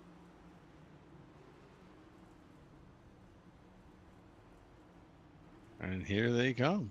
Alrighty. Quick replay in the Wayback Machine, and we'll see everybody pulling off here for these. Much cleaner entry for these guys here this time. Remember, this is the pack that lost the most time on pit road, that last sequence.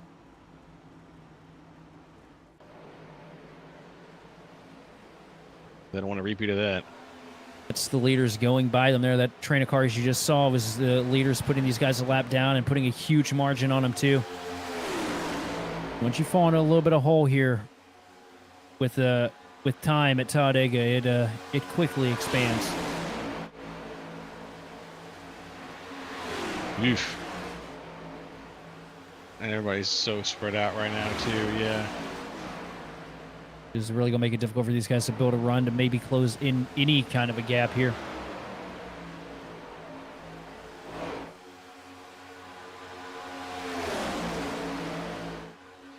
Oh, I would love to see some of these guys close it up. I would love to see. Well, I don't know.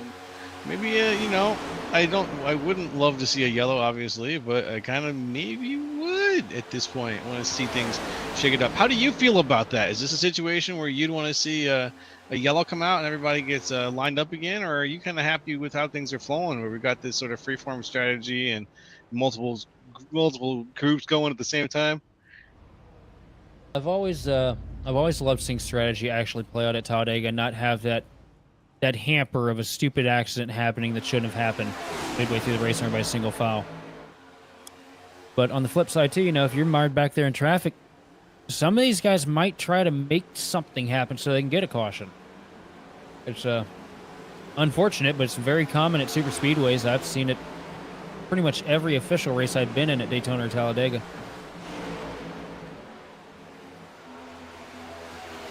And it's unfortunately very easy to make it look like an accident too.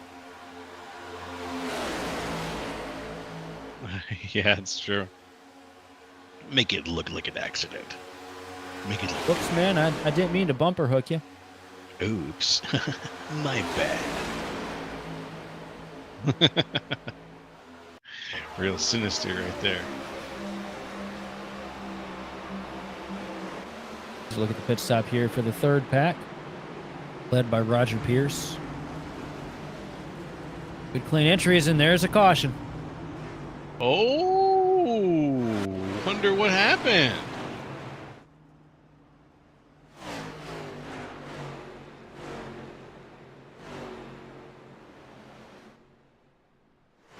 He's Schaffner on pit road here. Heavy damage to the nose of the 50 machine. See what happens. He's up there on the outside line. Oh, that's netcode. Oh, wow, look at that. Matt DeCiani tries to dive down to the inside line, and I think he just caught him with netcode. They look from the grid vision blimp here. Yeah. They were close. Don't get me wrong, but you're trying to pull the side draft there for your DeCiani, but unfortunately pulls a little bit more than side draft. Yeah. Let's see it here from this angle. Oh, Yeah, wow. the car goes around before the car is even totally there. Yeah. Yeah. It was like a magnet pulling him offline.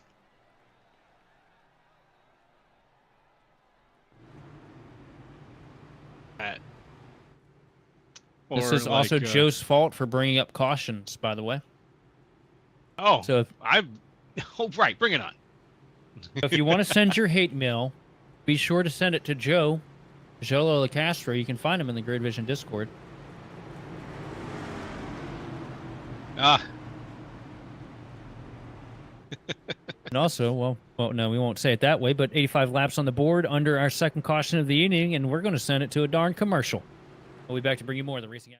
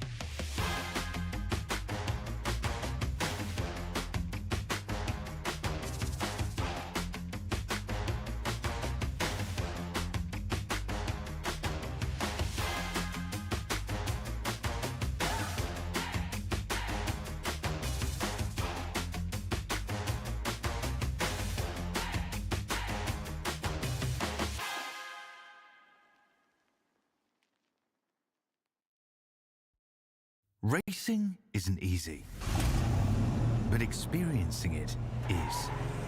iRacing puts you in the driver's seat with the industry's leading sim racing game. Drive on laser scan replicas of the greatest racing circuits from around the world. Go head-to-head against other drivers chosen by skill-based matchmaking to ensure competitive racing at every level. Compete across all your favorite series in officially licensed cars engineered to deliver the most accurate driving experience possible.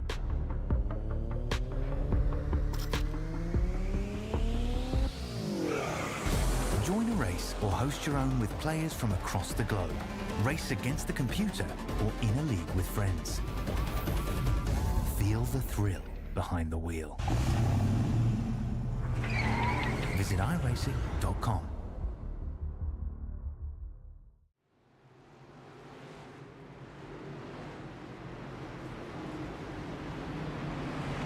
welcome back, folks, to the OB Builders Cup Series. It's Thursday night. Joining us here on Grid Vision, it's me, Jolo, up in the booth with Sheldon Atkins and Austin Derbyshire, and we're calling things here from virtual Talladega Superspeedway.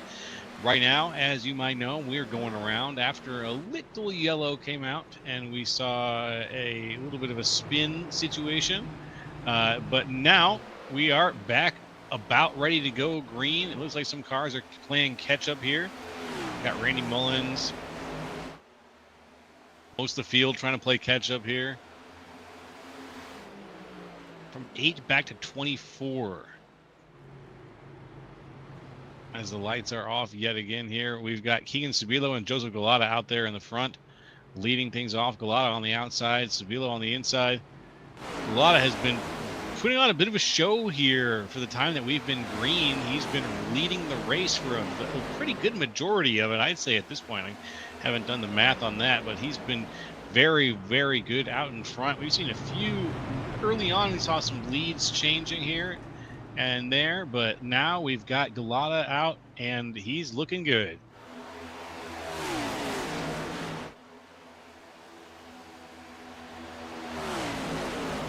Seven laps in here, and I think the race falling into control here of well, your Monday Night A Open winner, Keegan Sabilo. This is a good look for him and the Mac Tools organization this week.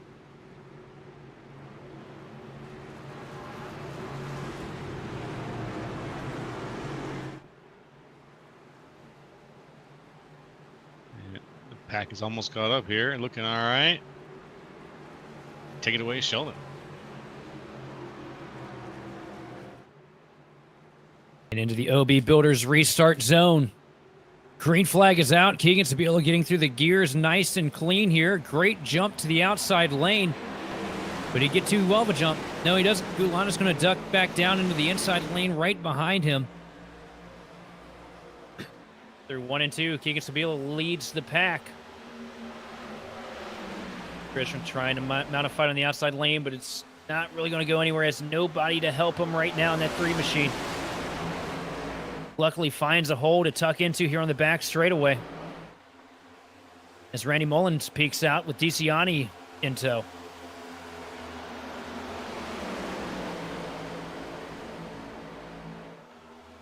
Yeah.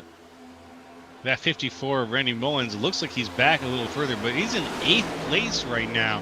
There's a couple of cars in there that are lap cars. Evan Say is in the middle of that. I think we also have a few other cars. Russell Black is in the middle of that pack there. So there's a few cars that are toward the front here that aren't counting for place that might be inflating the way things look just slightly.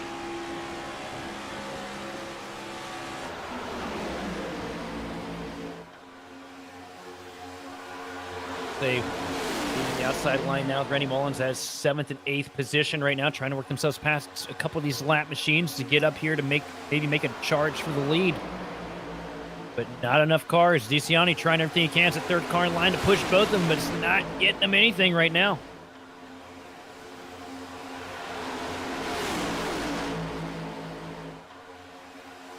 No, unfortunately it's not. Mullins down 5 now, is sitting in 8th still. The 54 high on the outside. Sitting just behind the 333 of Evan Say, who is a lap down, but trying to hold on to his position right now. Or excuse me, in 7th position. But trying to hold on to that position out there in front of the outside line. Yeah, these guys right now just trying to work themselves past that last lap car, the 24 machine of Jose Medina, who's tucked in behind the 97 of Reese Schaefer. It'll be difficult. Just not enough organization in that outside lane right now. They can't really keep it tidy, which is making it really hard for these guys to get the runs they need.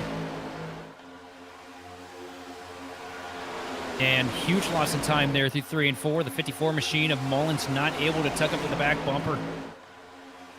And it's just going backwards from here. Front of the pack, though, it is still Keegan Sabilo leading over the 98 machine of Joseph Gulata. Paul Hill hanging on to 3rd, and Lou Christian sliding up in 4th here on this restart. Lou Christian has put up some numbers tonight. Currently sitting 4th place, like you just said, my friend, but he is up 28 places from where he started tonight's race. What a push. Oh, and Sabilo maybe getting a little too high there. Now he's trying to give air to the nose of the 98 machine of Gulata, but I had to be careful because eventually he's going to go up there and potentially get himself hooked. Yes, sir. And Gulata could very quickly find himself in the same position that that we saw Joseph Causey in earlier, where he was just sitting so close, tucked into that 77, not getting a lot of air to the front of the car. Let's just hope that his engine temperature is not skyrocketing. I think that's why Keegan's running so high through the corners, too, though. I think he's made himself a friend with Joseph Gulata here this race. These guys just want to bring it home, have an opportunity to fight for the win. I don't think he wants anybody else back there behind him right now because Reese Schaefer kind of mired back in traffic. Other teammate, Causey, he's out. Outside line coming back to life here, led by Evan Say and Randy Mullins. 3rd car in line, Brandon Pasalacqua, another one with heavy damage to the nose of that 6 machine, but making it work here tonight. I gotta say, probably my favorite paint scheme on the track right now, too, that 6 machine of Brandon Pasalacqua. Is that right? Quickly realizing that running silver and black with Dayglow colors always, it's the key to my heart.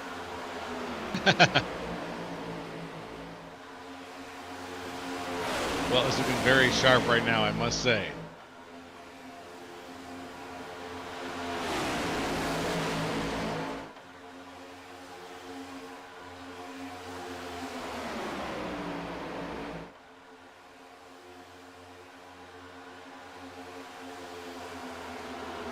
Here we go. The outside line looks like it's got something. It's got something to prove there. You know, you've got the 54 of Mullins. Excuse me.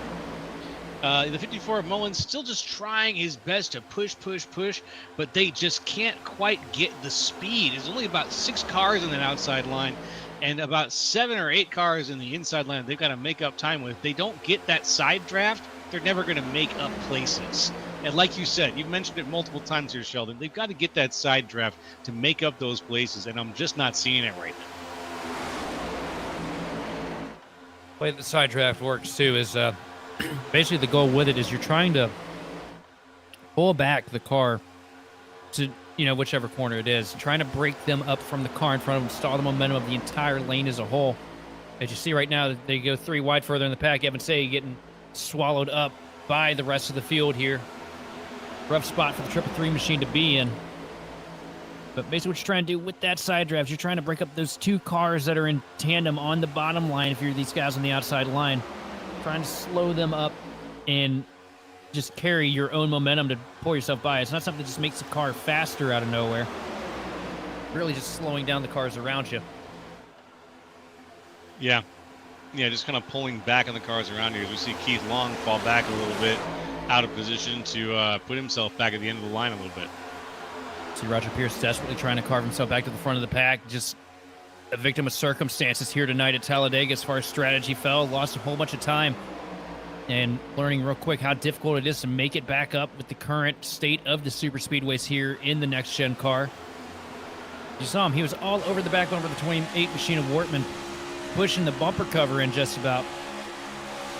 Old car, old package, make up a whole bunch of ground doing that. This one, it just feels like you're dead in the water. Whoa, look at this try to make another right stab here. at it again. The 9 of Chris Crosby just about getting flushed down on the inside here. He's going to hold on. Crazy good speed there out of Chris Crosby as the 28 cannot close the deal. Tim Wortman is going to come on down, hopefully into the top line here. Big run on the outside. Here comes Chris Davis with help from the 5 machine of DeCiani, and Patrick Gitter working himself back into the mix here as well. Runs to the outside. This is the best this top line has looked in quite some time here. Well, I'm willing to say in about 50 laps, this is the best the outside line's looked. Well, all right.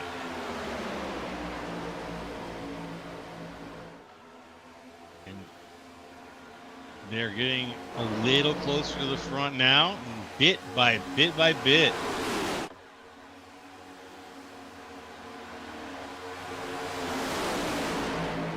As Keegan Sabilo continues to lead things out here, they are pulling up on another one of our lap cars. Our car that's about to be a lap car. I think that's the 18 of Alexander Carr. Tell you what, there's probably not a more nervous driver in the field than that cat out in the front. Keegan Sabilo, not normally one that has a whole lot of confidence or trust in super speedways. Short track ace. Has his forte.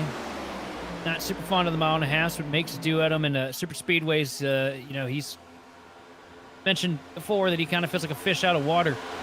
But here this week, man, he's found something that works for him. Getting the A Open done on Monday night. Here tonight, the OB Builders Cup Series. Wasn't even planning on running this evening. Up here leading. Just shy of 20 laps to go. And in good company, too, with a strong pusher behind him, that 98 machine of Gulata. But around the outside now, here comes the 97 machine of Reese Schaefer. Trying to make it a 2-car tango up at the front of the pack. As he's got the help from the 74 machine of Chris Davis through 1 and 2.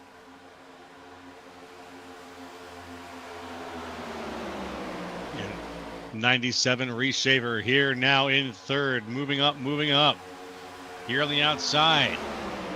Can he get the push he needs?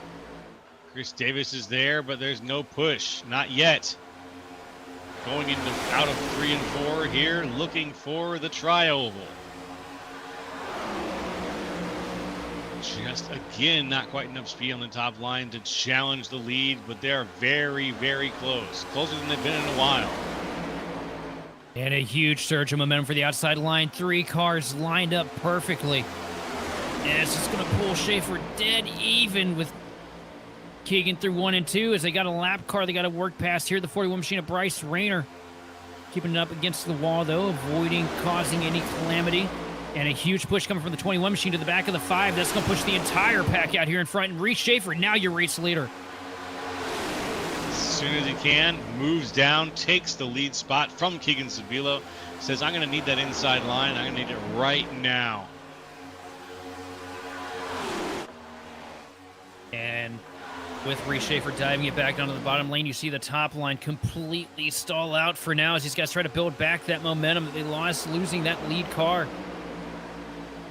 74 machine of Davis getting a huge shot from the back of the 5 machine of DeCiani.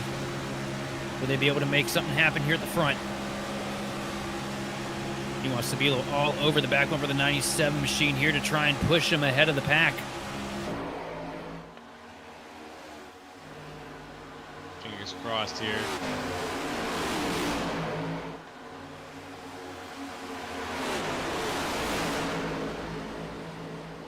Around the corner, we're still 3 wide in a couple spots here. About to be 4 as they get ready to pass this lap machine up against the wall of car. Ooh. Oh, and a little bit of contact up into the wall, but everybody keeping it straight. No wreck there. We were close to it. Oh, wow. That had me clenching for a second as Carr avoids the wreck. Very, very good. Quick bounce off the wall for Greg Carr, but he keeps it straight, gets it back in line, and everyone's still rolling here. We are officially in the triple digits as well here in tonight's race, and that means we have less than 20 laps to go. And everybody's staggering out here on the back straightaway. Outside line making a huge charge of it. Gulata going to the top line here, trying to get control of the race again. Getting a huge shove from the 74 machine of Davis through 3 and 4. And a huge head of steam. It's going to pull him dead even as they come side by side through the tri-oval. And a huge run, still running, but they stall out.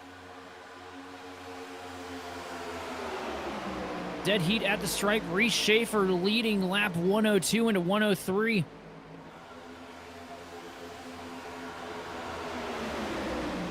Trying to make something happen here. Getting another huge push through 1 and 2. The 74 machine tandeming him down the back straightaway. Huge burst of momentum. And they're going to clear. Can they close the door, though? Let's see what happens here. Davis is the first down. Gulata makes the move. Davis hangs him out. Davis is first. Yeah, Davis hangs out Gulata. Gulata gets stuck on the outside line. Now he's got to hope that DeCiani is going to stick and toe with him. Davis, what a play to go down there first. Now, if he's got the speed, you know Gulata is going to come down there and close the door as soon as he can.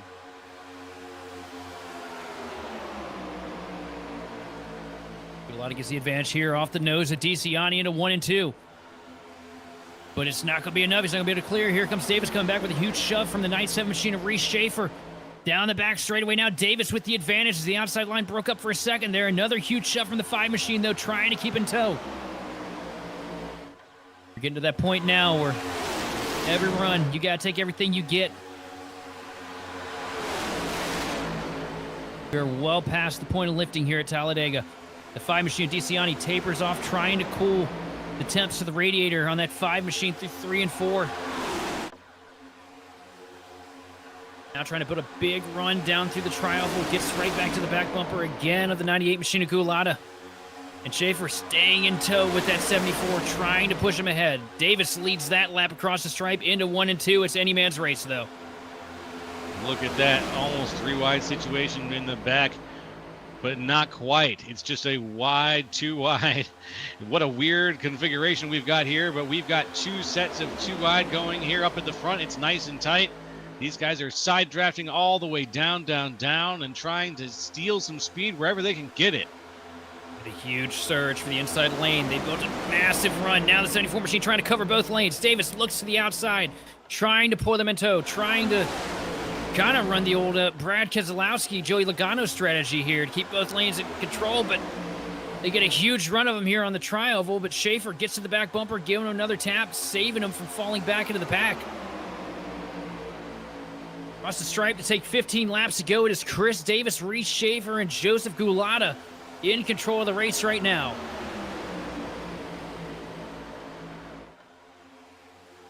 Out in front, Chris Davis is kind of working both Gulata lanes peeks there. to the Oh, bottom, speaking now of up to which, the outside. Gulata with a huge run down the back straightaway. He's going to take away the lead. And here comes Tim Wortman Jr. with a huge shove from the 27 machine of Pierce. we are 3 wide for 3rd place here right now, and 4th place, and 5th place. Look at this. What a field. Oh, but both of the outside lanes stall out as quick as they are formed, giving the advantage of the 98 machine of Gulata. This is terrifying. Oh, this is clenching.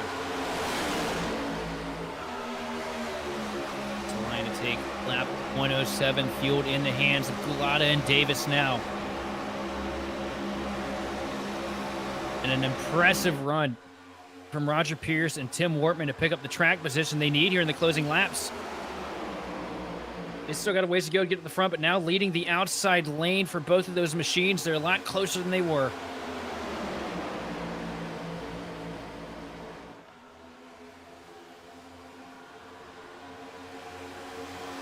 Check it out here. Joseph Gulata back in lead of this race. Once again. Lap 107 here in the tri-oval. The sun is going down. It's 5:29 p.m. in the sim. Perfect way for the evening to start would be for a victory for the 98, and he's got just 12 laps left to hold on, but he's got a lot of competition directly behind him, as we can see. The 28 and the 3, that would be Luke Christian right now, side by side with Tim Wortman for this first 2 wide situation here, but up ahead, a single file. I'll tell you what, one guy that I can think of being real difficult to get around here in the closing laps, I think of that 98 machine Gulata. We know how aggressive he is. It's been a while since he's had the opportunity to taste the lead here in the OB Builders Cup Series. Come across the stripe here to take 12 laps to go. I feel like he's going to make that thing about 4 lanes wide if he needs to. Yeah, I think you're about right. You probably could find a way to do that pretty easily here. As right behind him, tucked in very close, but not close enough that he's risking not getting some air onto the car, is Chris Davis in that 74. A lot of Toyotas up here in the front. And Davis really showing his worth here on a super speedway as well. You know, we haven't talked about him a lot this season here in the OB Builders Cup Series, but all night he has been the car basically in control of the race. He's been the pusher most of the night, led a bunch of laps, but he has been within a stone's throw of this race lead since we dropped the green flag 109 laps ago. Davis putting together a strong performance here tonight at Talladega. See Reese Schaefer get to the back bumper, trying to push this lane out here. What you're doing right now, if you're Reese Schaefer or you're Keegan Sabilos, you're trying to push these cars in front of you to get as much of an advantage as you can before you come out onto the back straightaway, because you can possibly cover a run from the outside line and shoot yourself to the front. That's, I think, what some of these guys are praying to do, is to shoot themselves to the front portion of that. But it's manifesting that they end up fighting each other. But as soon as someone tries to shoot for the front, there's a lot of cycling that happens, and it feels like the outside line just becomes no longer part of the equation. Big shove there from the 97 machine. Reese Schaefer to the back of the 74 as we are side by side. The 28 machine of Tim Wortman Jr. going toe-to-toe with Luke Christian here on the front straightaway. Ooh, side by side. Look at that, though. 27 of Pierce. Hey, he's just trying to get air to the nose. Gotta cool those temps. See how big of a run that he's been building with that 28 machine in front of him. But that comes at a cost. Being tugged into the rear bumper as long as he has been, you start overheating your water temp. Once you reach a certain point, we saw what happened. We saw Joseph Causey pop a motor in the middle of the pack earlier.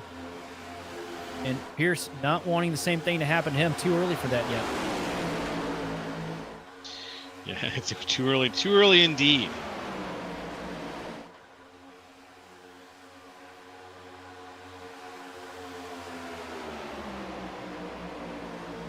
Across the start-finish line to bring us to 9 laps to go. Joseph Gulata in charge of the field over Chris Davis. And I'm wondering what Davis has got up his sleeve because he's been so close. He can taste it. He's been there all night long. If there's anybody I can really see stir the mix here from Talladega, I see it being that 74 machine because he has been bad fast whatever lane you put him in. Yeah, it's true. 18 places up. He's really fast tonight. His battle with Chris Vincent earlier in the race, or he won that pretty cleanly. Obviously, Vincent now way back in 20th. He's just been a great racer tonight, Chris Davis.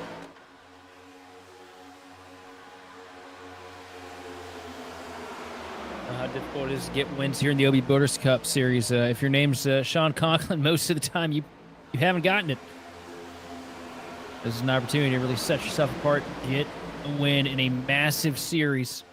So what, it's only Talladega. So what, it's only a super speedway. It doesn't matter. If you're the first car across the line, that's where you want to be. Whoop. And some more cars joining in. And 4 here as we see Tim Wortman Jr. still leading the outside line. That line's starting to fall back pretty significantly. Took up there on the outside right now of Patrick Gitter. Gitter had a lot of pace earlier today too. A little bit of damage to the nose that has really hampered his abilities in that 21 machine.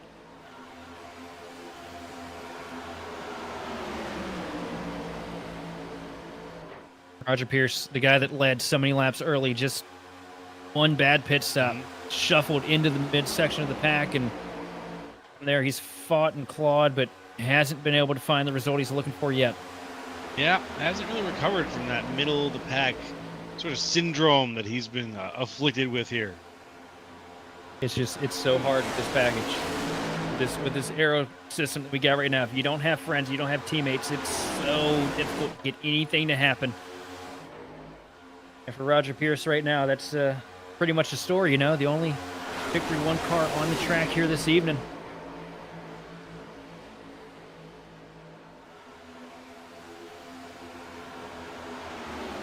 Here they go. Gulata still out in front.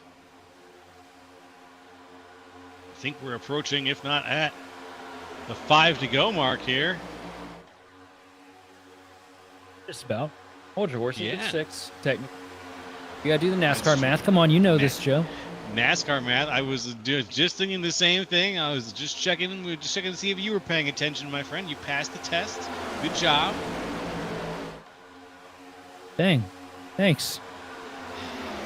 Always knew you were professional. Yeah. Yeah, I feel it. I hate to break it to you, bro, but you just awoken Grid Vision beef. Oh no! I can't have Grid Vision beef with my other commentator. Oh, yes, you can. Who's gonna call the race? We'll just yell at each other. We'll do it tomorrow night. Just scream at Okay. each other. You guys sneak in the booth tomorrow. I'll see if I can. That'll happen. But 5 laps to go here at Talladega. Field in the hands of Joseph Gulata and Chris Davis. The outside line led by Tim Wortman Jr., but outside line unfortunately not going anywhere right now. Start-finish line here to take us to 4 laps to go. The question is, who's going to make a move and when's it going to be? Because you know these guys aren't going to stay lined up single file in this bottom lane for much longer. Yeah, once this bottom lane actually meets the top lane, when they start battling each other, that mix, that alchemy is going to explode. And I am not looking forward to it. Or I am, but I'm not. You know, it's kind of a mix of things. But we'll see what happens here as the top line will potentially meet up with the bottom line. Once things get defensive on the bottom line, you're going to naturally be slowing down.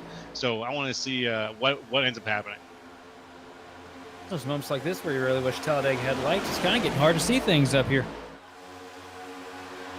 I didn't even realize it didn't. Nope. For whatever reason, they will not install lights at Talladega. Insanity. Absolutely. A night race at Talladega would be crazy. You need functioning headlights for that. Yeah, apparently.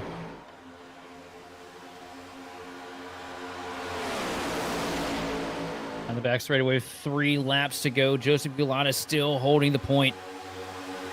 5, 6, 7 cars directly in line, pretty much pounding the rear bumpers off into 3 and 4.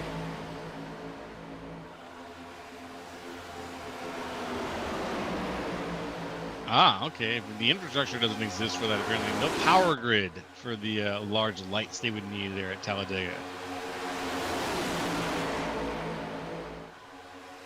Across the start-finish line here, 2 laps to go. Is Joseph Gulata going to be able to hold on to the point here?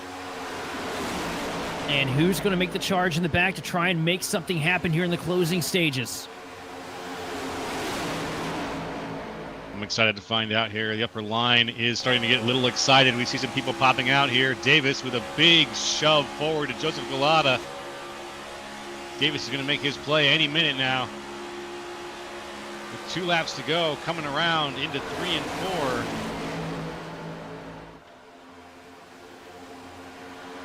Three and 4 getting ready to take us here to the white flag. Gulata in control, outside line, still out in no man's land. Paul Hill goes to the top line to try and make something happen here. Early doctor, though, probably going to fall prey to somebody else as we take the white flag here. Next flag will end the race. Into 1 and 2, it is Joseph Gulata leading the 74 machine of Chris Davis. Does Davis try to duck out? 1 and 2, Gulata's going to shut the door in Davis's face here down the back straightaway. And here comes the outside line. Roger Pierce hooks up to the back bumper of the 26 machine of Paul Hill. Question is Reese Schaefer or Keegan Sabila going to be able to duck out and make anything happen? 3 and 4 here for the final time. Joseph Gulata in control. And right now it does not look like they're going to be able to build the run that they need to make anything happen here into the tri-oval for the final time. Davis gives a shot to the back of the 98 machine. Center of the travel here. Everybody fanning out to try and pick up anything if there's anything to get, but there's nothing to get from Gulata as he takes home the checkered flag. Beautiful. What a run from Gulata. Absolutely. Got the lead when it mattered most and just held it down. Had a lot of help, though, behind him. That 74 machine of Chris Davis is the determining factor. If that 74 would have ducked out, it would have been a lot harder for that 98 machine to get the job done tonight. You're right. He owes a lot to Chris Davis in this case. And we'll have to talk a lot to Davis about his decision there to keep sticking with the 98 and what made him do that. But the 98 benefited from it a lot tonight. Joseph Gulata getting the lead when it mattered and holding on to it, just like our keys to the race. Like you said, got to stay out in front to stay alive and to stay competitive in this race. He did, and Gulata takes it away. The tea leaves I was reading were correct.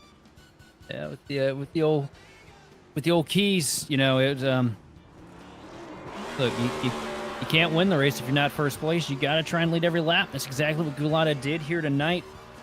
Well, didn't lead every lap, but led the ones that mattered the most. See him burn it down here on the front straightaway in the Bigfoot Chevrolet. And what another great clean race here from the OB Builders Cup Series. Cannot emphasize enough the quality of driver here. It has been such a blast to be in here week in and week out. You know, we only got, 2 weeks left with Martinsville and Phoenix coming up to finish out the season, but it has just been incredible since we started in May. Oh, man, it really has been. I've been glad to join up and give you guys give my eyes to this series because it's been a really incredible series to watch. And just like you said, there was no big one tonight. There was nothing. We had a couple of wrecks, yeah, but there was nothing that made me say, you know, whoa, everyone's dead. It was way more clean. Well, it's been great to have you up here in the booth tonight. We're going to put up the unofficial results here. Bringing it home, P1 is going to be Joseph Gulata, followed by Chris Davis in second. Third place going to Reese Ironjaw Schaefer with Keegan Sabila bringing it home fourth. Fifth going to Paul Hill, followed by Lou Christian, Roger Pierce, Evan Say, Chad Kibbe, and Matt DiCiani rounding out your top 10. Moving on to 11, Brandon Pasalacqua. 12, Randy Mullins. 13, Chris Crosby. 14, Tim Wortman Jr. 15, Patrick Gitter. 16, Paul Bergoli. 17th, Nicholas Isaacs. 18th, Chris Vincent. 19th, Paul Gallimore. And 20th, Shane Clore.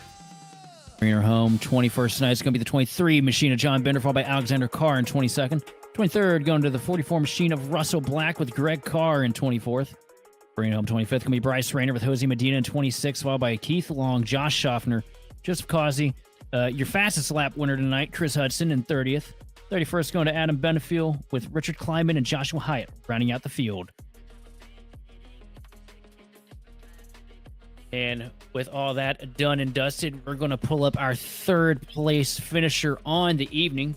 Driver of the 97 machine on the comeback tour of the ages, Reese Schaefer. And Reese, talk me through your race, man. Had to fight through a lot to get up to there to the front of the pack early. Yeah, it was definitely a long, kind of interesting race. You know, started mid to the back of the pack and got in a little scuffle around like lap 10 or so where, you know, there was a big chuck up on the high lane and guys were jumping on line, couldn't just caught Keith on accident, so I apologize to him. But yeah, it was got through that scuffle, had 20 seconds of damage. Went all around to pit stops. We got into pit road just in the nick of time. It was nice when by staying out, we were able to catch the guys that came out of pit road that first time, and so really gained some time in the field. And that's why, you know, when we came in, I got rear-ended by Chad on accident, but luckily I was still on the brake when he hit me, so I just made it pit road speed and just had only 20 seconds of damage again. And then we went out there, and with that 2-second gap, it really helped us on the pit cycles. And yeah, we were up in front and doing really good. I was blinked a couple times here and there, but the internet seemed to calm down. And then Kazi obviously blew up, and then one thing led to another. A caution came out in the back. What I heard was some net code. At least that's what the spotter said. And then yeah, we restarted again. I was able to get the damage fixed. Everybody had to get the wave around, obviously, so didn't lose any time, any spots to get all the damage fixed again. And that last run, we were able to kind of time it up. I was really waiting for my time to get up there. I really wanted guys like Chris or some names I knew that were definitely fast that I saw previously in the night. And so when I saw Chris and Dakani, those guys hooked up, I was like, all right, we're definitely going to jump up at one of these points and get up there. And so jumped in front of them, got the lead, and then Gulad cycled out in front, and Chris came down, and yeah, just got to help the teammates Gulad get the win. And yeah, I was really proud of Chris doing a great job. Keegan was doing a good job pushing, so was Paul behind him, and we were able to really kind of dictate the top half of the field there at the end of the race, and came home P3, so it was awesome. So tell me, how does it feel just this package compared to what we've had in years past? Because, you know, watch y'all come to the start-finish line there to take the checkered flag, and not a single soul made a move. Do you feel like you kind of get cheated a little bit now with the current state of Superspeedway racing? Yeah, definitely. I mean, even the thing is that, let's say Chris jumps out, I don't know if he has enough momentum and run to even get there at the line, even with a push. I mean, it's just, yeah, everything's just so bottlenecked. I mean, there's a reason all night, like, you know, we had that wreck early in the race, but I mean, guys were usually, you know, it's in years past, everybody would, you know, single file, double file out. It'd be really calm, you know, a lot of gaps. But even at the start of the night, you saw, I mean, everybody had the gap filled because they knew how important track position was, because those runs are just near impossible. I mean, we saw absolutely no third lane tonight because there. I mean, I only saw it once the other day for a brief second. It was because 6 cars went at the same time, and they made it about a lap and a half, and then it was over. So it's, I mean, this, yeah, it's a track position, few mileage race, and it really just, like you said, it just kind of cuts the whole reason why you love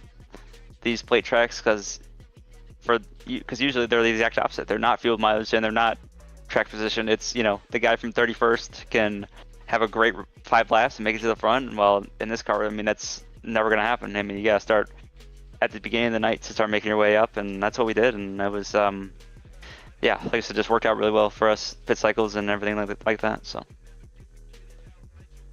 So yeah, as you were saying too, you know, third for about a half a lap, or 3 wide for about half a lap, and we saw the same thing up here in the booth. It was so far behind you guys though that it was hard to really notice it. Yeah. And like I said, it's no, not anybody's fault. It's just the way it is, sadly. Yeah, it's depressing. But Yeah. with Dega out of the way, 2 races left on the schedule here, Martinsville and Phoenix. How you feeling going into Martinsville next week? 'Cause I know you're pretty good at them short tracks. Yeah, our short track game's definitely gotten better. I actually really do enjoy Martinsville, and I'm actually really looking forward to when we race there, next week in this car in this league, specifically because everybody's really clean and everybody does a really good job in this league. So I assume we're getting a lot of green flag runs and really get some tire wear really shown and see who could save and see who cannot. But the cup cars are pretty tricky there. It has been the year past where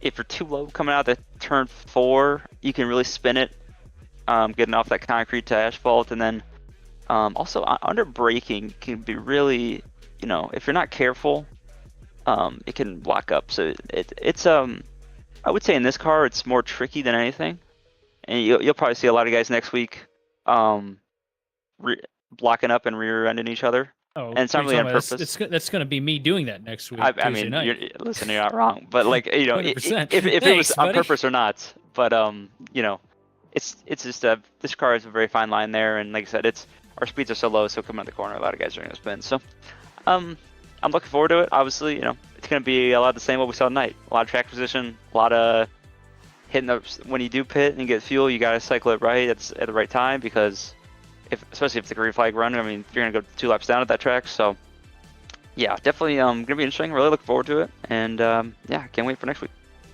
Well, after the strong 3rd place finish here tonight, who all do you want to thank and shout out for the performance? It's definitely an up and down night for you. Start things out. Well, yeah, I'd like to thank out the family, dad, grandparents, girlfriend Emily. They always love tuning into streams. I always send to them. They always love watching.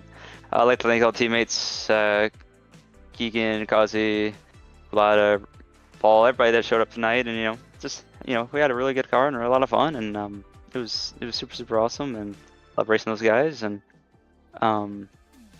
yeah, I want to thank you, Sheldon, for putting on a great show with you and Darby and the guys, and can't wait to watch our podcast back, and we'll hopefully be talking to you next week.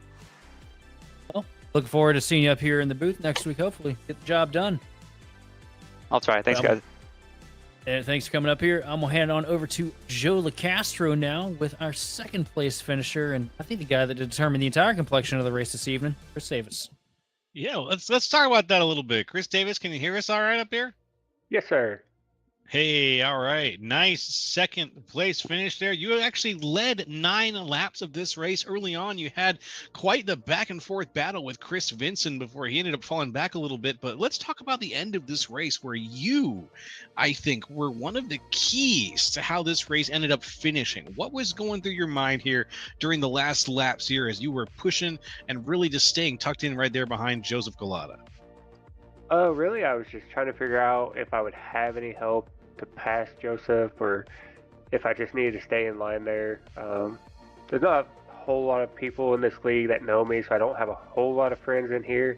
So I figured if I pulled out, I just kind of get left out to dry. So my whole goal there was just to keep temps, keep Joseph out in front of me, and then if I had enough of a run through the trial wall, I was going to try it, but just didn't get the bump soon enough. Yeah, unfortunately, it looks like the very last moment there, we saw you kind of pop out. Maybe thought you had something, but still got you across the line in 2nd place. Was there another point earlier on? You ended up leading the race for a little while with Chris Vincent. What do you think cost you that lead, or what made you fall back a little bit during the course of the race? Was it one of the restarts, or was it one of the pit stops? It was one of the pit stops. I had Chris Vincent, Paul Gallimore, teammates in here, and unfortunately something happened to them, and myself and Patrick Gitter and DeCiani, we got out together, but it was just a 3-car group, and just really couldn't catch that front pack, and then it was just a game of catch up ever after. So we just need a few more cars to get with us coming out of the pit stops, but that's plate racing. It's a fun part of it. Yeah, that is kind of the fun part of it. Well, you managed to turn around the situation and come out with a 2nd place finish. Is there anyone you want to thank or shout out to for your finish tonight? Yeah, I got to thank Beast Mode Performance, GMD Janitorial, Barry Sanders for this paint scheme. It's in memory of my grandma and actually my mother-in-law. So big shout out to him and you guys for this broadcast. We appreciate it. Well, it's our pleasure, and you take care. Congratulations again on the second place finish, and we hope to talk to you again up here next week. All right, thank you guys. All right, folks, that was Chris Davis once again, silver medalist, second place finisher. Sheldon, take it away, and you can talk to our first place finisher for tonight. And sitting here with the Sam Squatch himself, race winner tonight, and apparently in chat, Austin Hill as well. After the Superspeedway sweep, Joseph Villana clinching it tonight. Man, just talk me through it. Looked like a fun one for you, starting this thing off 26th place and getting the leading 66 laps this evening. Yeah, I haven't ran all week, haven't prepared for it, just loaded in and went. That was unexpected, to be completely honest with you boys. This thing was solid. It looked pretty solid out there. It looked like you and Paul definitely had a lot of good pace, especially the few times y'all got to work together. Tell me, though, how much do you feel like got to give old Chris Davis a pat on the back there? Because he got to your bumper, man. He just stuck with you what felt like the majority of the race. Yeah, especially there at the end. He had his wife message me saying that he wasn't going to pull out, which is huge. I mean, as the leader, you're sitting duck, and everything is being generated from behind. And luckily, there was a lot of communication there to make sure everybody stayed where they needed to be. And we just made it as difficult as we possibly could for that outside line to really make anything happen. They got it working for a brief moment, but then we figured out how to not let that happen again. So it's really a team effort. It's a group effort, communication. And that's really how I won. I mean, I didn't do anything except keep the wheels straight and full throttle, Tell me, how do you feel about this? I ask everybody when we get done with these super speedways, because some person will absolutely love it, some person will absolutely hate it. How do you feel about this super speedway package right now? I'm down the middle. It's accurate to a point to what we see on TV, but it's inaccurate in certain aspects because instead of running, the middle to top line and the top line sometimes becoming the dominant force, it's always bottom feeding. And I feel like there's a distance issue, how iRacing calculates distance and how the wall has more of an effect on draft than the car's side drafting these days. Ever since they updated the car, we lost side draft, and in order to actually engage it, you need to be basically on somebody's door, where we actually had a bigger buffer before they updated this car with the new CFD. So, I don't hate it, I don't love it, but NASCAR drivers don't like it either, because you're basically locked where you are, and it takes a lot for them to make anything work. So it's what we got. Oh, love it or hate it. How do we feel going into Martinsville next week?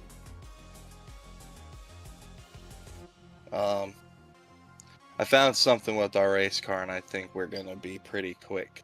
So we'll see how that unfolds next week. I'm kind of excited. Excited to see what you have in store for that. But to round things off here this evening, who do you want to thank? Shout out for tonight's P1 performance. Well, I want to thank you guys for broadcasting. I want to thank everybody who stuck with me in this race and pushed this car to victory.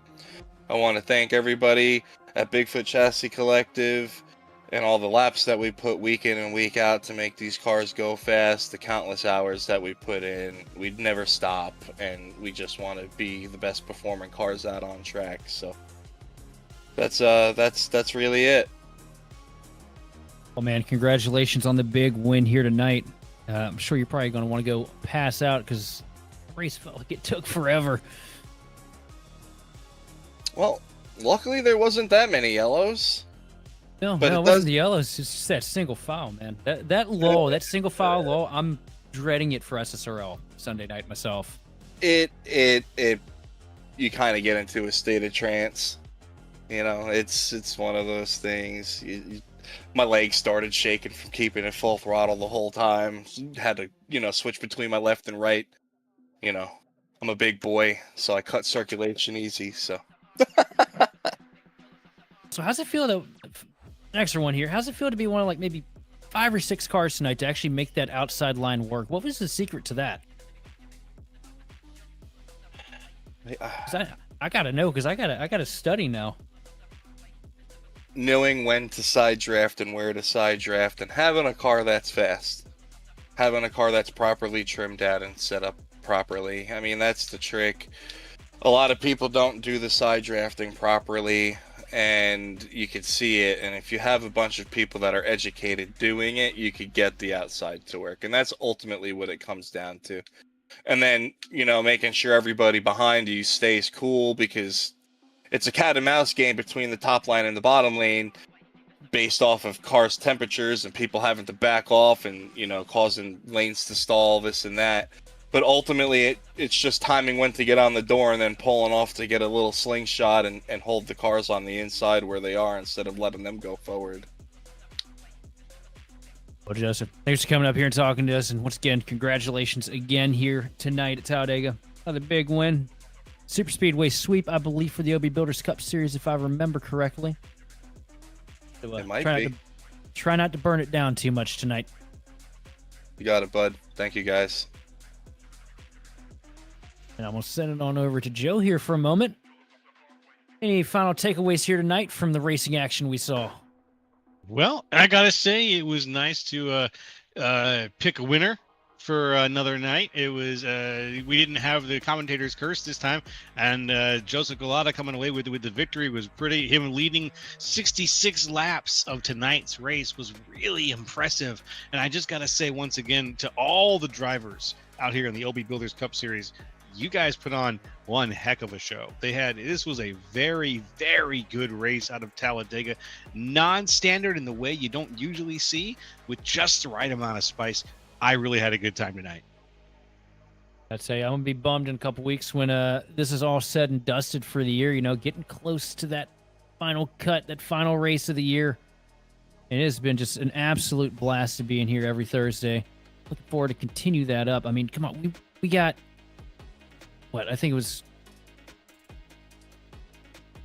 112 laps green at Talladega. Yeah, I can't recall any time I've ever seen that anywhere. It's a rarity, big rarity, and it works here. Fixed, open, league. This series is something special. But from the entire Grid Vision team, we'd like to thank you for watching and participating in the chat. For more information on getting your league broadcasted or starting your career in broadcasting, contact us on Facebook, X, or email us at info@gridvision.live. Special thanks to Andrew Cardinal IV of Whiplash Sim Cams for providing the cams used on today's broadcast. Congratulations again to Joseph Gulata with the big win tonight here from Talladega.